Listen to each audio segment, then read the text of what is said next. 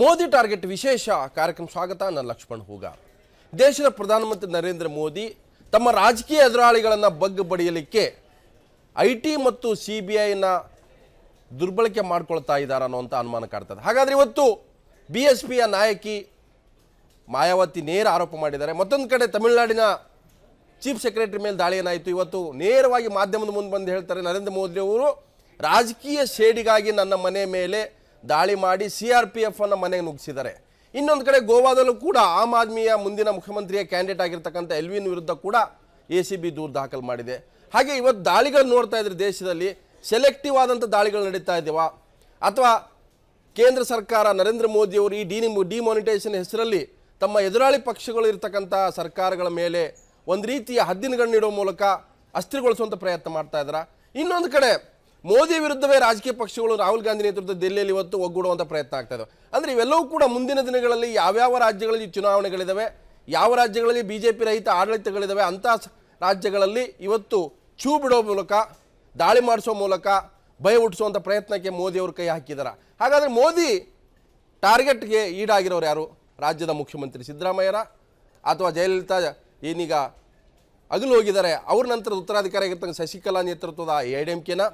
ಹಾಗೆ ಉತ್ತರ ಪ್ರದೇಶದಲ್ಲಿ ಇವತ್ತು BSP ಹೆಚ್ಚಿನ ಒಂದು ನಿರೀಕ್ಷೆ ಹುಟ್ಟಿಸಿರ್ತಕ್ಕಂಥದ್ದು BSP ಟಾರ್ಗೆಟ್ ಆಗಿದೆಯಾ? ಹಾಗೆಯೇ ಮತ್ತೆ ಇನ್ನೊಂದು ಕಡೆ ಗೋವಾದ ಮುಂದಿನ ವಿಧಾನಸಭಾ ಚುನಾವಣೆಯಲ್ಲಿ ಆಮ್ ಆದ್ಮಿ ಟಾರ್ಗೆಟ್ ಆಗುತ್ತಾ? ಇವೆಲ್ಲವೂ ಕೂಡ ಮೋದಿಯವರು ಮುಂದಿರತಕ್ಕಂಥ ಟಾರ್ಗೆಟ್ ಅನ್ನುವಂಥ ಪ್ರಶ್ನೆ ಇವತ್ತು ರಾಜಕೀಯ ವಲಯದಲ್ಲಿ ದೇಶದಲ್ಲಿ ಕಾಡ್ತಾ ಇರ್ತಕ್ಕಂಥದ್ದು. ಸೊ ಹಾಗಾದರೆ ಅದ್ರ ಬಗ್ಗೆ ನಾನು ಚರ್ಚೆ ಮಾಡ್ತೀನಿ. ಮೋದಿ ಟಾರ್ಗೆಟ್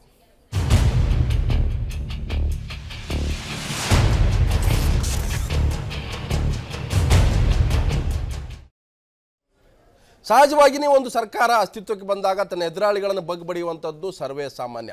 ಆದರೆ ಚುನಾವಣೆಗೆ ಮುನ್ನ ನಡೆದಂಥ ಯುದ್ಧಗಳೇನಿರ್ತವೆ, ಚುನಾವಣಾ ಅಖಾಡದಲ್ಲಿ ನಡೀತಕ್ಕಂಥ ರಣರಂಗದಲ್ಲಿ ನಡೀತಾ ಇರ್ತಕ್ಕಂಥ ಬಿಲ್ಲು ಬಾಣ ಪ್ರಯೋಗನಿರ್ತವೆ. ಅಧಿಕಾರಕ್ಕೆ ಬಂದ ಮೇಲೆ ನಾವೆಲ್ಲೂ ಕೂಡ ಶತ್ರುಗಳಲ್ಲ, ನಾವೆಲ್ಲರೂ ಮಿತ್ರರೇ ಅನ್ನುವಂಥ ಮಾತುಗಳನ್ನು ಬಾಯಿ ಮಾತಿಗೆ ಆಡುವಂಥದ್ದು. ಇವತ್ತು ನರೇಂದ್ರ ಮೋದಿ ಅವರಿಗೆ ಸಿಕ್ಕಂಥ ಅಭೂತಪೂರ್ವ ಬೆಂಬಲ ಏನಿದೆ ಅದರ ಆಧಾರದ ಮೇಲೆ ಅವರು ಇವತ್ತು ಇಡೀ ದೇಶವನ್ನು ಆಳ್ತಾ ಇದ್ದಾರೆ. ಮತ್ತೊಂದು ಕಡೆ ತಮ್ಮ ಎದುರಾಳಿ ಸಣ್ಣ ಸಣ್ಣ ರಾಜ್ಯಗಳಲ್ಲೂ ಕೂಡ ರಾಜಕೀಯ ಮಾಡ್ತಾ ಇದ್ದಾರೆ ಅನ್ನೋಂಥ ಅನುಮಾನ ಕಾಡುತ್ತೆ. ಸೊ ಹಾಗಾದರೆ ಇವತ್ತು ಈ ಒಂದು ಹಂತದಲ್ಲಿ ನರೇಂದ್ರ ಮೋದಿಯವರು ಟಾರ್ಗೆಟ್ ಮಾಡಿರ್ತಕ್ಕಂಥ ಕೆಲವು ರಾಜ್ಯಗಳಲ್ಲಿ ಕರ್ನಾಟಕ, ತಮಿಳುನಾಡು ಮತ್ತು ಉತ್ತರ ಪ್ರದೇಶ. ಸೊ ಒಂದೊಂದಾಗಿ ನೋಡ್ಕೊಂಬರೋಣ. ಮೊದಲಿಗೆ ಕರ್ನಾಟಕ.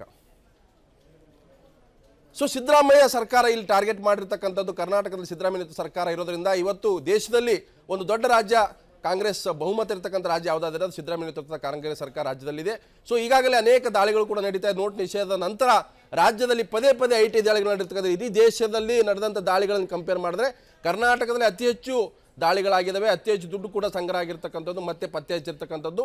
ಇದರಿಂದ ಒಂದು ರಾಜಕೀಯ ಉದ್ದೇಶ ಅನ್ನೋಂಥ ಆರೋಪವನ್ನು ಕೂಡ ಕಾಂಗ್ರೆಸ್ ಮಾಡ್ತಾ ಇದೆ. IT ದಾಳಿ ಜೊತೆಗೆ CBI ದಾಳಿ ಕೂಡ ಈಗ ಇನ್ನೂ ಕೂಡ ನಡೀತಾ ಇದೆ. ನಿನ್ನೆ ಕೂಡ ಇಬ್ಬರು ರಿಯಲ್ ಎಸ್ಟೇಟ್ ಉದ್ಯಮಿಗಳ ಮನೆ ಮೇಲೆ ದಾಳಿ ಮಾಡಿದ್ರು, ಅವರು ವ್ಯಾಪಾರದ ಮೇಲೆ ಮಾಡಿದ್ರು. 169 ಕೋಟಿ ಪತ್ತೆ ಆಗಿದೆ. ರಾಯಚೂರಲ್ಲಿ 500 ಕೋಟಿ ಪತ್ತೆ ಆಗಿದೆ. ಸೊ ಕರ್ನಾಟಕದ ಮೇಲೆ ಹೆಚ್ಚು ಟಾರ್ಗೆಟ್ ಆಗಿರ್ತಕ್ಕಂಥದ್ದು. ಸೊ ಇಲ್ಲಿ ಅಧಿಕಾರಿಗಳು ಸಚಿವರನ್ನ ಟಾರ್ಗೆಟ್ ಮಾಡುವಂಥ ಒಂದು ಪ್ರಯತ್ನ ನಡೀತಾ ಇದೆ, ಹಣಿಯುವಂಥ ಯತ್ನ ನಡೀತಾ ಇದೆ ಅನ್ನುವಂಥ ಒಂದು ಗುಮಾನಿ ಕೂಡ ಇಲ್ಲಿ ನೋಡ್ಬೋದು. ಈಗಾಗಲೇ ಒಂದು ಭವಿಷ್ಯ ನುಡಿತಾ ಇದ್ದಾರೆ ಮಾಜಿ CM BJP ರಾಜ್ಯಾಧ್ಯಕ್ಷ, ಹಾಲಿ ರಾಜ್ಯಾಧ್ಯಕ್ಷ ಯಡಿಯೂರಪ್ಪ. ದಾಳಿಯ ಎಲ್ಲ ವಿಚಾರಗಳನ್ನು ಕೂಡ ಅವರು ಬಹಿರಂಗಪಡಿಸ್ತಾ ಇದ್ದಾರೆ. ಮುಂದಿನ ದಿನಗಳು ನೋಡಿ ನಿಮ್ಮ ಸಚಿವರು ರಾಜೀನಾಮೆ ಕೊಡ್ತಾರೆ, ಅಧಿಕಾರಿಗಳ ಕತೆ ನೋಡ್ತಾ ಇರಿ, 3 ದಿವಸದಲ್ಲಿ ನಾವೆಲ್ಲವೂ ಕೂಡ ಹೊರಗೆ ತರ್ತೀವಿ ಅನ್ನೋಂತ ಮಾತನಾಡ್ತಾ ಇದ್ದಾರೆ. ಸೊ 3 ದಿನಗಳು ಅಂತ ಹೇಳಿ ಈಗಾಗಲೇ 3 ದಿನ ಮುಗಿದೋಗಿದೆ. ಯಾವ ಸಚಿವರ ಸ್ಥಿತಿ ಏನಾಗುತ್ತೋ ನೋಡ್ತೀರ ಅನ್ನೋಂಥ ಎಚ್ಚರಿಕೆಯ ಮಾತುಗಳನ್ನು ಕೇಳಿ ಸಾಕಾಗಿದೆ. ಹಾಗಾದರೆ ಈಗಲೂ ಕೂಡ ಆ ದಾಳಿಗಳು ಮುಂದುವರಿಯುತ್ತಾ ಅನ್ನೋಂಥ ಪ್ರಶ್ನೆ. ಸೊ ಕರ್ನಾಟಕ, ತಮಿಳುನಾಡು ಯಾಕೆ ಕೇಂದ್ರದ ಗುರಿಯಾಗಿದೆ ಅನ್ನೋ ಪ್ರಶ್ನೆ ಪ್ರತಿಪಕ್ಷಗಳು ಕೂಡ ಈಗ ಅಲ್ಲಲ್ಲೇ ಮಾತಾಡ್ಕೊಳ್ತಾ ಇದ್ದಾವೆ. ಕರ್ನಾಟಕದ ಮೇಲೆ ಇವತ್ತು BJP ವಿಶೇಷ ಆಸಕ್ತಿ. ಯಾಕಂದರೆ ಮುಂದಿನ ವಿಧಾನಸಭಾ ಚುನಾವಣೆ ಮೇಲೆ BJP ಇವತ್ತು ಕಣ್ಣು ಇಟ್ಟಿದೆ. ಟಾರ್ಗೆಟ್ ಕರ್ನಾಟಕ ಇರೋದರಿಂದ ಸಹಜವಾಗಿ ಇಂಥ ಅನುಮಾನ ಎದುರಾಳಿ ಪಕ್ಷಗಳಲ್ಲಿ ಅದು ಹುಟ್ಕೊಂಡಿದ್ರೆ ಅದು ಸಹಜ ಅಂತಲೂ ಹೇಳ್ಬೋದು. ಇನ್ನು ಉತ್ತರ ಪ್ರದೇಶಕ್ಕೆ ಹೋದರೆ BSPಯ ಅಧ್ಯಕ್ಷೆ ಮಾಯಾವತಿ, ಅಲ್ಲೂ ಕೂಡ ಟಾರ್ಗೆಟ್ ಆಗಿದೆ ಅನ್ನೋಂಥ ಒಂದು ಆರೋಪ ಬಂದಿದೆ. BSPಯ ಮತ್ತು ಮಾಯಾವತಿಯವರ ಸಹೋದರ ಖಾತೆಗೆ ಈಗಾಗಲೇ ದುಡ್ಡು ಜಮೆ ಆಗಿದೆ ಅನ್ನೋಂಥದ್ದು. ಕಳೆದ 2 ತಿಂಗಳಲ್ಲಿ 104 ಕೋಟಿ ರೂಪಾಯಿ ಅವರ ಪಕ್ಷದ ಅಕೌಂಟಿಗೆ ಮತ್ತು ಅವರ ಸಹೋದರ ಅನಂತಕುಮಾರ್ ಅಕೌಂಟ್ಗೆ ಹೋಗಿದೆ ಅನ್ನೋದು 1,40,00,000 ರೂಪಾಯಿ. ಸೊ ಇದ್ರ ಜೊತೆಗೇ ಇವತ್ತು ಮಾಯಾವತಿ ಕೂಡ ಪ್ರೆಸ್ ಮೀಟ್ ಮಾಡಿದೆ. ಇದೇ ಫಸ್ಟ್ ಟೈಮ್ ಇಷ್ಟೊಂದು ಡಿಟೇಲ್ಡ್ ಆದಂಥ ಪ್ರೆಸ್ ಮೀಟ್. ನೇರವಾಗಿ ಮೋದಿಯವರ ವಿರುದ್ಧ ಹರಿಹಾಯ್ದಿದ್ದಾರೆ, ನಮ್ಮ ಮೇಲೆ ಇವತ್ತು ಮೋದಿ ಟಾರ್ಗೆಟ್ ಮಾಡಿದ್ದಾರೆ, ನಮ್ಮ ನಾಯಕರ ಮೇಲೆ ಇನ್ನೂ ಕೂಡ ದಾಳಿ ಮಾಡೋ ಸಾಧ್ಯತೆ ಇದೆ, ನಾವ್ಯಾರೂ ಕೂಡ ಇದು ಆಕ್ರಮಣ ಅಲ್ಲ, ಹಾಗಿದ್ರೆ ನಾವು ಯಾಕೆ ಅಕೌಂಟಿಗೆ ದುಡ್ಡು ಹಾಕ್ತಿದ್ವಿ, ಡಿಪಾಸಿಟ್ ಹಾಕಿ ಮಾಡ್ತಿದ್ವಿ ಅನ್ನೋಂಥ ಒಂದು ಪ್ರಶ್ನೆಯನ್ನು ಕೂಡ ಕೇಳಿದರೆ, ನಾನೊಬ್ಬ ದಲಿತ ನಾಯಕಿ ಅನ್ನೋ ಕಾರಣಕ್ಕೆ BSPಯ ಬೆಳವಣಿಗೆಯನ್ನು ಸಹಿಸದೇ ಮೋದಿ ಮತ್ತು BJP ನಡೆಸಿರ್ತಕ್ಕಂಥ ದಾಳಿ ಅನ್ನುವಂಥ ಆರೋಪವನ್ನು ಕೂಡ ಮಾಯಾವತಿ ಹೊತ್ತು ಪತ್ರಿಕಾಗೋಷ್ಠಿಯ ಮೂಲಕ ಹರಿಹಾಯ್ದಿದ್ದಾರೆ. ಅಷ್ಟೇ ಅಲ್ಲ, ಬಿಜೆಪಿ ರಾಜಕೀಯ ಸಾಧನೆಗಾಗಿ CBI ಮತ್ತು IT ದುರ್ಬಳಕೆ ಮಾಡ್ಕೊಳ್ತಿದೆ ಅಂತ ಆರೋಪವನ್ನು ಕೂಡ ಮಾಯಾವತಿ ಮಾಡಿದ್ದಾರೆ. ಅಷ್ಟೇ ಅಲ್ಲ, ಬಿಜೆಪಿ ತನಗೆ ಬರ್ತಕ್ಕಂಥ ಹಣದ ಮೂಲವನ್ನು ಕೂಡ ಬಹಿರಂಗಪಡಿಸಲಿ, ನಾನು ದಲಿತ ನಾಯಕ ಅನ್ನೋ ಕಾರಣಕ್ಕಾಗಿ ಟಾರ್ಗೆಟ್ ಮಾಡ್ತಾ ಇದ್ದಾರೆ. ಉತ್ತರ ಪ್ರದೇಶದಲ್ಲಿ BSP ಅತಂತ್ರಗೊಳಿಸುವ ಮೋದಿ ಹುನ್ನಾರವನ್ನು ಹೂಡಿದ್ದಾರೆ ಅನ್ನುವಂಥ ಗಂಭೀರ ಆರೋಪವನ್ನು ಮಾಯಾವತಿ ಮಾಡಿದರು. ಇನ್ನು ತಮಿಳುನಾಡಿಗೆ ಬರೋದೇ ಆದರೆ ಶಶಿಕಲಾ, ಸೊ ಮುಂದಿನ ನಾಯಕಿ, ಈಗಾಗಲೇ ಜಯಲಲಿತಾ ಆರೋಗ್ಯ ಕೈಕೊಟ್ಟದ್ರಿಂದ ಅವರು ಈಗಾಗಲೇ ನಮ್ಮ ಮಧ್ಯೆ ಇಲ್ಲ. ಆದರೂ ಕೂಡ ಜಯಲಲಿತಾದ ನಂತರ ಯಾರು ನಾಯಕ ಅನ್ನೋಂಥ ಪ್ರಶ್ನೆ ಇತ್ತು. ಸೊ ನರೇಂದ್ರ ಮೋದಿ ಆ ಸಂದರ್ಭದಲ್ಲಿ ಅವರ ಅಂತಿಮ ಸಂಸ್ಕಾರ ಸಂದರ್ಭದಲ್ಲಿ ಹೋಗಿ ಸಮಾಧಾನ ಮಾಡಿದ್ರು. ಜಯಲಲಿತಾ ಹೋದ ನಂತರ ಯಾರು ನಾಯಕ ಅನ್ನೋಂಥ ಪ್ರಶ್ನೆಗೆ BJP ಕೂಡ ಹೇಳ್ತಾ ಇತ್ತು. ADMK BJP ಭಾಳ ಹತ್ತಿರದ ಪಕ್ಷಗಳು ಅನ್ನುವಂಥದ್ದು. ಸೊ ಜಯಲಲಿತಾ ನಿಧನ ನಂತರ ತಮಿಳುನಾಡಲ್ಲಿ IT ದಾಳಿ ಶುರು ಆಗಿದೆ. ಸರ್ಕಾರದ ಮುಖ್ಯ ಕಾರ್ಯದರ್ಶಿ ರಾಮರಾವ್ ಮನೆಯ ಮೇಲೆ ಕೂಡ ದಾಳಿ ಆಗಿದೆ. ಕಳೆದ 5-6 ದಿವಸಗಳಿಂದ ಕೂಡ ದಾಳಿ ನಡೀತಾ ಇದೆ. ಕೋಟ್ಯಾಂತರ ರೂಪಾಯಿ ಹಣ, ಚಿನ್ನ ಈ ಒಂದು ದಾಳಿ ಸಂದರ್ಭದಲ್ಲಿ ಪತ್ತೆಯಾಗಿದೆ. AIDMK ಬಲಹೀನಗೊಳಿಸಿ BJP ಬೆಂಬಲಿಸಲು ಈ ಒಂದು ತಂತ್ರವನ್ನು ಹಣಿತಾ ಇದ್ದಾರೆ ಅನ್ನುವಂಥ ಆರೋಪವನ್ನು ಕೂಡ AIDMK ನಾಯಕರು ಮಾಡ್ತಾ ಇದ್ದಾರೆ. ಜಯ ಸ್ನೇಹಿತೆ ಶಶಿಕಲಾರನ್ನು ನಿಯಂತ್ರಿಸಲಿಕ್ಕೆ ಈ ಒಂದು ದಾಳಿಯ ಅಸ್ತ್ರವನ್ನು ಕೇಂದ್ರ ಸರ್ಕಾರ ಮಾಡಿದೆ. ಆ ಮೂಲಕ ರಾಜ್ಯಸಭೆಯಲ್ಲಿ ಬೆಂಬಲವನ್ನು ಪಡೆಯುವಂಥ ಹುನ್ನಾರ ಇದೆ. ಅಷ್ಟೇ ಅಲ್ಲ, ತಮಿಳುನಾಡಲ್ಲಿ BJP ಇನ್ನಷ್ಟು ಬಲಗೊಳ್ಳಬೇಕಾದ್ರೆ AIDMKಯನ್ನು ತಮ್ಮ ಹತೋಟಿಗೆ, ತಮ್ಮ ಕಂಟ್ರೋಲ್ ತೆಗೆದುಕೊಳ್ಬೇಕಾದಂಥ ಪ್ಲ್ಯಾನ್ ಕೂಡ BJPಗಿದೆ. ಯಾಕಂದರೆ ಅಷ್ಟೊಂದು ಆಸಕ್ತಿಯಿಂದ ಅಲ್ಲಿ AIDMK ಪಕ್ಷದ ಜೊತೆಗೆ BJP ನಾಯಕರು ನಡೆದಿರತಕ್ಕಂಥ ವಿದ್ಯಮಾನಗಳು. ಆದರೆ ಸದ್ಯದ ಸ್ಥಿತಿಯಲ್ಲಿ AIDMK ಏನು ಮಾಡುತ್ತೆ ಅನ್ನುವಂಥದ್ದು ಕೂಡ ಮುಂದಿನ ಒಂದು ಬೆಳವಣಿಗೆ ಮೇಲೆ ನೋಡ್ಬೋದು. ಸೊ ಹಾಗಾದರೆ ನಿಜವಾಗಲೂ ಕೂಡ ನರೇಂದ್ರ ಮೋದಿ ತಮ್ಮ ರಾಜಕೀಯ ಎದುರಾಳಿಗಳನ್ನು ಈ ರೀತಿಯಾಗಿ ಕಟ್ಟಿ ಹಾಕುವಂಥ IT ಮತ್ತು ED, ಮತ್ತೊಂದು ಕಡೆ CBI ಶೂ ಬಿಡೋ ಮೂಲಕ ಅಥವಾ ಅದಕ್ಕೆ ಒಂದು ಬಾಲವನ್ನು ಜಗ್ಗೋ ಮೂಲಕ ಅದು ಗೂಳಿ ಥರ ನುಗ್ಗಿ ಯಾರಿಗಾದರೂ ಗಾಯ ಮಾಡಿದ್ರೆ ಅದರ ರಾಜಕೀಯ ಲಾಭವನ್ನು ನಾವು ಪಡ್ಕೋಬೋದು ಅನ್ನೋಂಥ ಏನೋ ಲೆಕ್ಕಾಚಾರ BJP ಮತ್ತು ಕೇಂದ್ರ ಸರ್ಕಾರ ಉದ್ದೇಶ ಇಟ್ಕೊಂಡಿದೆ. ಗೊತ್ತಿಲ್ಲ, ಅದ್ರ ಬಗ್ಗೆ ಚರ್ಚೆ ಮಾಡ್ತೀನಿ. ನಮ್ಮ ಜೊತೆಗೆ ವಿವಿಧ ಪಕ್ಷಗಳ ಗಣ್ಯರಿದ್ದಾರೆ. BJP, ಕಾಂಗ್ರೆಸ್ ಮತ್ತು ಪಕ್ಷದ ವಿವಿಧ ಆಮ್ ಆದ್ಮಿ ಪಕ್ಷದ ನಾಯಕರು ಕೂಡ ಇದ್ದಾರೆ. ರಾಜಕೀಯ ವಿಶ್ಲೇಷಕರು ಕೂಡ ಚರ್ಚೆಯಲ್ಲಿ ಭಾಗಿಯಾಗ್ತಾರೆ. ಮೋದಿ ಟಾರ್ಗೆಟ್ ಚರ್ಚೆಗೆ ಸ್ವಾಗತ. ನಾನು ಆಗಲೇ ಹೇಳ್ತಾ ಇದ್ದೆ, ಇವತ್ತು ನರೇಂದ್ರ ಮೋದಿ ನೇತೃತ್ವದ ಸರ್ಕಾರ ಯಾವ ರಾಜ್ಯಗಳಲ್ಲಿ BJP ಅಧಿಕಾರದಲ್ಲಿಲ್ವೋ ಅಥವಾ ಯಾವ ಪಕ್ಷಗಳು ನಮ್ಮ ಜೊತೆಗೆ ಬರಲ್ವೋ ಅಂಥವ್ರ ಮೇಲೆ ಛೂ ಬಿಡ್ತಕ್ಕಂಥ, ಬಾಣ ಬಿಡ್ತಕ್ಕಂಥ ಅಥವಾ ಟಾರ್ಗೆಟ್ ಮಾಡ್ತಕ್ಕಂಥ ಪ್ರಯತ್ನಕ್ಕೆ ಮೋದಿಯವರು ಕೈ ಹಾಕಿದ್ದಾರೆ ಅನ್ನುವಂಥ ಚರ್ಚೆ ಈಗ ಎಲ್ಲ ಕಡೆ ಕೂಡ ಕೇಳಿ ಬರ್ತಾ ಇದೆ. ನನ್ನ ಜೊತೆಗೆ ಚರ್ಚೆಯಲ್ಲಿ ಭಾಗಿಯಾಗಲಿಕ್ಕೆ BJPಯ ನಾಯಕರು, ಯುವ ನಾಯಕರಂತ ಅನಿಲ್ ಚಳಿಗೇರಿ ಇದ್ದಾರೆ. ಚಳಿಗೇರಿ, ನಿಮ್ಗೆ ಸ್ವಾಗತ. ಹಾಗೆಯೇ ಕಾಂಗ್ರೆಸ್ನ ವಕ್ತಾರು, ಹೋರಾಟಗಾರರಂತ ನಾಗರಾಜ್ ಯಾದವ್ ಇದ್ದಾರೆ, ಹಾಗೆ ನಿಮಗೂ ಸ್ವಾಗತ. ಹಾಗೆಯೇ ಆಮ್ ಆದ್ಮಿ ಪಕ್ಷದ ಸಂಚಾಲಕರಾದಂಥ ಶಿವಕುಮಾರ್ ಇದ್ದಾರೆ. ಶಿವಕುಮಾರ್, ನಿಮಗೂ ಸ್ವಾಗತ. ಹಾಗೆಯೇ ರಾಜಕೀಯ ವಿಶ್ಲೇಷಕರಾದ ವಿಠಲ್ ಶೆಟ್ಟರ್ ಇದ್ದಾರೆ. ಶೆಟ್ಟರ್, ನಿಮಗೂ ಸ್ವಾಗತ. ನಮಸ್ಕಾರ. ಸೊ ಚಳಿಗೇರಿ ಅವರೇ, ನರೇಂದ್ರ ಮೋದಿ ಅವರಿಗೆ ಸಿಕ್ಕಂಥ ಅಭೂತಪೂರ್ವ ಬೆಂಬಲವನ್ನು ರಾಜಕೀಯ ಎದುರಾಳಿಗಳನ್ನು ಬಗ್ಗಬಿಡಲಿಕ್ಕೆ IT, ED, CBI ಮೂಲಕ ಛೂ ಬಿಟ್ಟರೆ ಅದರಿಂದ ಎದುರಾಳಿಗಳನ್ನು ಬಗ್ಗಬಿಡಕ್ಕೆ ಸಾಧ್ಯನಾ? ಕರ್ನಾಟಕ ನಿಮ್ಮ ಮೊದಲು ಟಾರ್ಗೆಟ್ ಆಗಿದೆ. ಇವತ್ತು ನೋಡ್ತಾ ಇದ್ದ ದಾಳಿಗಳನ್ನು ನೋಡ್ತಾ ಇದ್ರೆ ಯಾಕೆ ಈ ಒಂದು ರಾಜಕೀಯ ದುಸ್ಸಾಹಸ ಕೈ ಆಗ್ತಾ ಇದ್ರಿ? ನೋಡಿ, ಮೊದಲನೇದಾಗಿ EDಯಿಂದ, CBIಯಿಂದ ಮತ್ತು ಇನ್ಕಮ್ ಟ್ಯಾಕ್ಸಿಂದ ಇವತ್ತು ನಡೀತಾ ಇರುವ ಎಲ್ಲ ದಾಳಿಗಳು ಭ್ರಷ್ಟರ ಮೇಲೆ, ಕಾಳಧನಿಕರ ಮೇಲೆ, ಬ್ಯಾಂಕಿನ ಎಂಪ್ಲಾಯಿಗಳ ಮೇಲೆ ಮತ್ತು ಯಾರು ಅತ್ಯಂತ ಹೆಚ್ಚು ಕಪ್ಪು ಹಣದ ವ್ಯವಹಾರವನ್ನು ಮಾಡಿಕೊಂಡು ಹಣ ಕೂಡಿಟ್ಕೊಂಡಿದ್ದಾರೆ ಅವ್ರ ಮೇಲೆ. ಯಾವುದೇ ಪಕ್ಷ, ಯಾವುದೇ ನಾಯಕ ಅಥವಾ ಯಾವುದೇ ರಾಜ್ಯ ತನ್ನನ್ನು ಟಾರ್ಗೆಟ್ ಮಾಡ್ತಾ ಇದೆ ಅಂತೇನಾದರೂ ಅದಕ್ಕೆ ಅನಿಸಿದರೆ ಅವರು ಕಪ್ಪು ಹಣದ ಬೆಂಬಲಕ್ಕೆ ನೇರವಾಗಿ ನಿಂತಿದ್ದಾರೆ ಅಂತೇಳಿ ಅವರಾಗೆ ಪ್ರೆಸ್ ಕಾನ್ಫರೆನ್ಸ್ ಮಾಡಿ ಹೇಳ್ಕೊಂಡಂಗೆ. ಅಂದ್ರೆ ದೇಶದಲ್ಲಿ ಗುಜರಾತ್ ಇಲ್ಲ, ರಾಜಸ್ಥಾನ ಇಲ್ಲ, ಮಧ್ಯಪ್ರದೇಶ ಇಲ್ಲ, ಮಹಾರಾಷ್ಟ್ರ ಇಲ್ಲ, ನಿಮಗೆ ಆಗಿದೆ. ತೆಲಂಗಾಣ ಮುಖ್ಯಮಂತ್ರಿಗಳು ಇದನ್ನ ಸಪೋರ್ಟ್ ಮಾಡಿದ್ರು. ಹೆಚ್ಚಾಗಿ ತೆಲಂಗಾಣದಲ್ಲಾಗಿದೆ. ಗೊತ್ತಿರಲಿಲ್ಲ. ಆಂಧ್ರಪ್ರದೇಶ ಇಲ್ಲಿವರೆಗೆ ಅಧಿಕಾರಿಗಳು, ತಮಿಳುನಾಡಿನ ಸೆಕ್ರೆಟರಿ ಭ್ರಷ್ಟ ಅಂತ ಗೊತ್ತಿರಲಿಲ್ಲ ನಿಮಗೆ. ಜಯಲಲಿತಾ ಜೊತೆ ಇರುವವರೆಗೂ ನಿಮ್ಗೆ ಪ್ರಾಮಾಣಿಕರಾಗಿದ್ರು. ಈ ರೇಂಜ್ ಅಲ್ಲಿ ಅದೇ ಚಿಕ್ಕರಾಯಪ್ಪ BJP ಆಡಳಿತದಲ್ಲಿ ಇರುವಾಗ ನಿಮ್ಗೆ ಪ್ರಾಮಾಣಿಕರಾಗಿದ್ರು. ಯಾವುದೇ ಬದಲಾವಣೆ ತರುವಂತಹ ಪ್ರಯತ್ನ ಹಿಂದಿನ ಸರ್ಕಾರ, ಮೋದಿ ಮಿಷನ್ ಟಾರ್ಗೆಟ್, ಯಾವುದೇ ಒಂದು ಕಾರ್ಯ ಪ್ರಾರಂಭ 2018 ಎಲೆಕ್ಷನ್ ದೊಡ್ಡ ಸ್ಕೀಮ್ ಅನ್ನ ತಗೊಂಡು ಬಂದಿದ್ರು. ಆ ಸ್ಕೀಮ್ಗೆ ಅಟ್ಯಾಚ್ ಮಾಡಿ ದಾಳಿಗಳಾಗಿದೆ. ಹಿಂದೆ ಅವ್ರ ಹಣ ಆರಾಮಾಗಿತ್ತು. ಚಳಿಗೇರಿ ಅವ್ರ ಪ್ರಕಾರ ಅಂದ್ರೆ ಯಾರು ದಾಳಿಗೆ ಈಡಾಗಿದ್ದಾರೆ ಅವ್ರು ಭ್ರಷ್ಟರು, ದಾಳಿಗೆ ಈಡಾಗದೆ ಹಂಗೆ ಉಳ್ಕೊಂಡಿದ್ದಾರೆ ಅವರೆಲ್ಲರೂ ಪ್ರಾಮಾಣಿಕರು, ಮಹಾನ್ ಪ್ರಾಮಾಣಿಕರು. ಅದು ಆ ಏಜೆನ್ಸಿಗಳು ಡಿಸೈಡ್ ಮಾಡ್ತವೆ.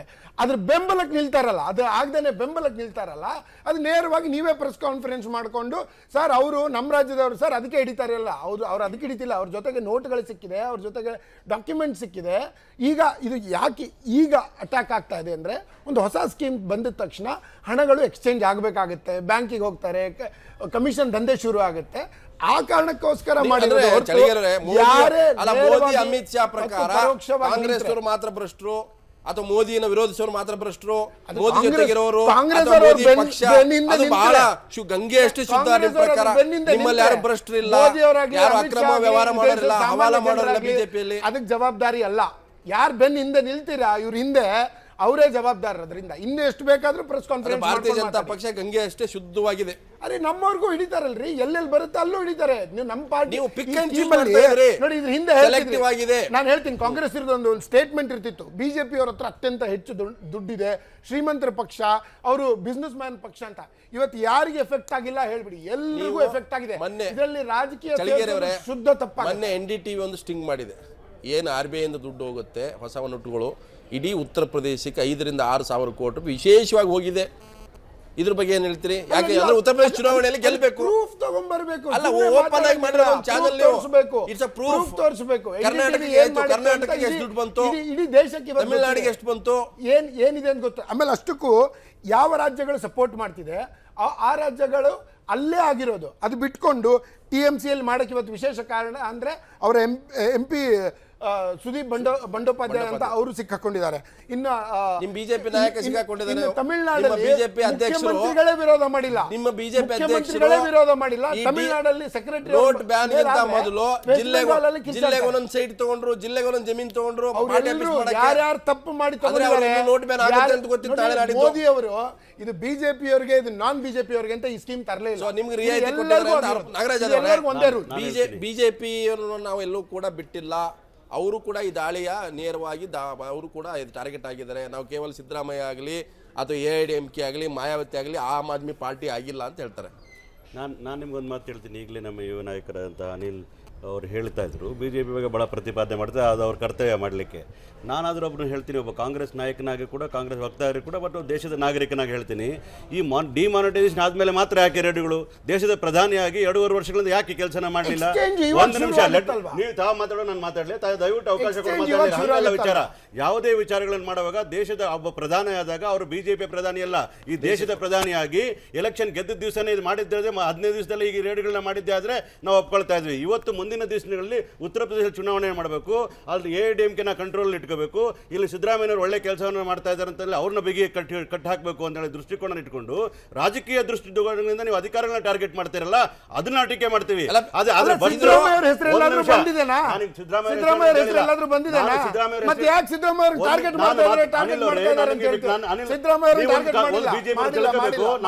ದಯವಿಟ್ಟು ಮಾತಾಡಬೇಡಿ, ನಮಗೆ ಅವಕಾಶ ಕೊಟ್ಟವರು ಮಾತಾಡಲಿ. ನಾನೇನ್ ಹೇಳ್ತಾ ಇದ್ದೀನಿ ಅಂತಂದ್ರೆ, ಸಿದ್ದರಾಮಯ್ಯ ಸಾಹೇಬರ ಸರ್ಕಾರ, ಕಾಂಗ್ರೆಸ್ ಸರ್ಕಾರ ಸಮಯದಲ್ಲಿ ಅಧಿಕಾರನ ಟಾರ್ಗೆಟ್ ಮಾಡಿ, ಯಾವುದೇ ಅಧಿಕಾರಿ ಇರಲಿ ಅವರು ಭ್ರಷ್ಟಿದ್ರೆ ಅವ್ರನ್ನ ನಾವು ಯಾವುದೇ ಕಾರಣಕ್ಕೂ ನಾವು ಬೆಂಬಲ ಸೂಚಿಸೋದಿಲ್ಲ, ಅದನ್ನ ನಾವು ಖಂಡಿಸ್ತೇವೆ. ಅದು ಕೇವಲ BJP ಇರಲಿ ಇನ್ನೊಂದಿರಲಿ ಅಂತಕ್ಕಂಥ ನೋಡ್ತಕ್ಕಂಥ ಪ್ರಶ್ನೆ, ರಾಜಕೀಯ ದೃಷ್ಟಿಕೋನ ಕೊಡಬಾರ್ದು ಅಂತಕ್ಕಂಥದ್ದು ನಮ್ಮ ದೃಷ್ಟಿಕೋನ. ನಾನೇನು ಹೇಳ್ತಾ ಇದ್ದೀನಿ ಅಂತಂದ್ರೆ, ಮೋದಿಯವರು ಇವತ್ತು ಪ್ರಧಾನಿಯಾದವರಲ್ಲ. ಡಿಮಾನಿಟೈಸೇಷನ್ ವಿಚಾರ ಕೂಡ ಹೇಳ್ತೀನಿ ಕೇಳಿ. ನೀವು ಪ್ರಣಾಳಿಕೆ ವಿಚಾರ ತಂದಿದ್ರಾ? ಜನಗಳ ಮುಂದೆ ಹೇಳಿದ್ರ ವಿಚಾರನ? ನೀವು ಪ್ರಣಾಳಿಕೆ ಹೇಳಿದ್ದಾದ್ರೆ ಏನು ಹೇಳ್ತೀರಿ, ಆಡಳಿತ ಮಾಡಿ. ನಾನು ಹೇಳ್ತಾ ಇದ್ರೆ ಯು ಶುಡ್ ಬ್ರಿಂಗ್, ನೀವು ಯಾವ ಕಾರ್ಯಕ್ರಮಗಳನ್ನ ತರ್ತೀರಿ ಅದು ರಾಜಕೀಯ ದೃಷ್ಟಿಕೋನ ಇರಬಾರ್ದು. ನಾನು ಮಾತಾಡಿದೆ ಪ್ರಣಾಳಿಕೆಯಲ್ಲಿ ತಂದ್ಬಿಟ್ಟು ಆಗಲ್ಲ, ಆಗಲ್ಲ. ಯಾವುದೇ ವಿಚಾರ ನೀವು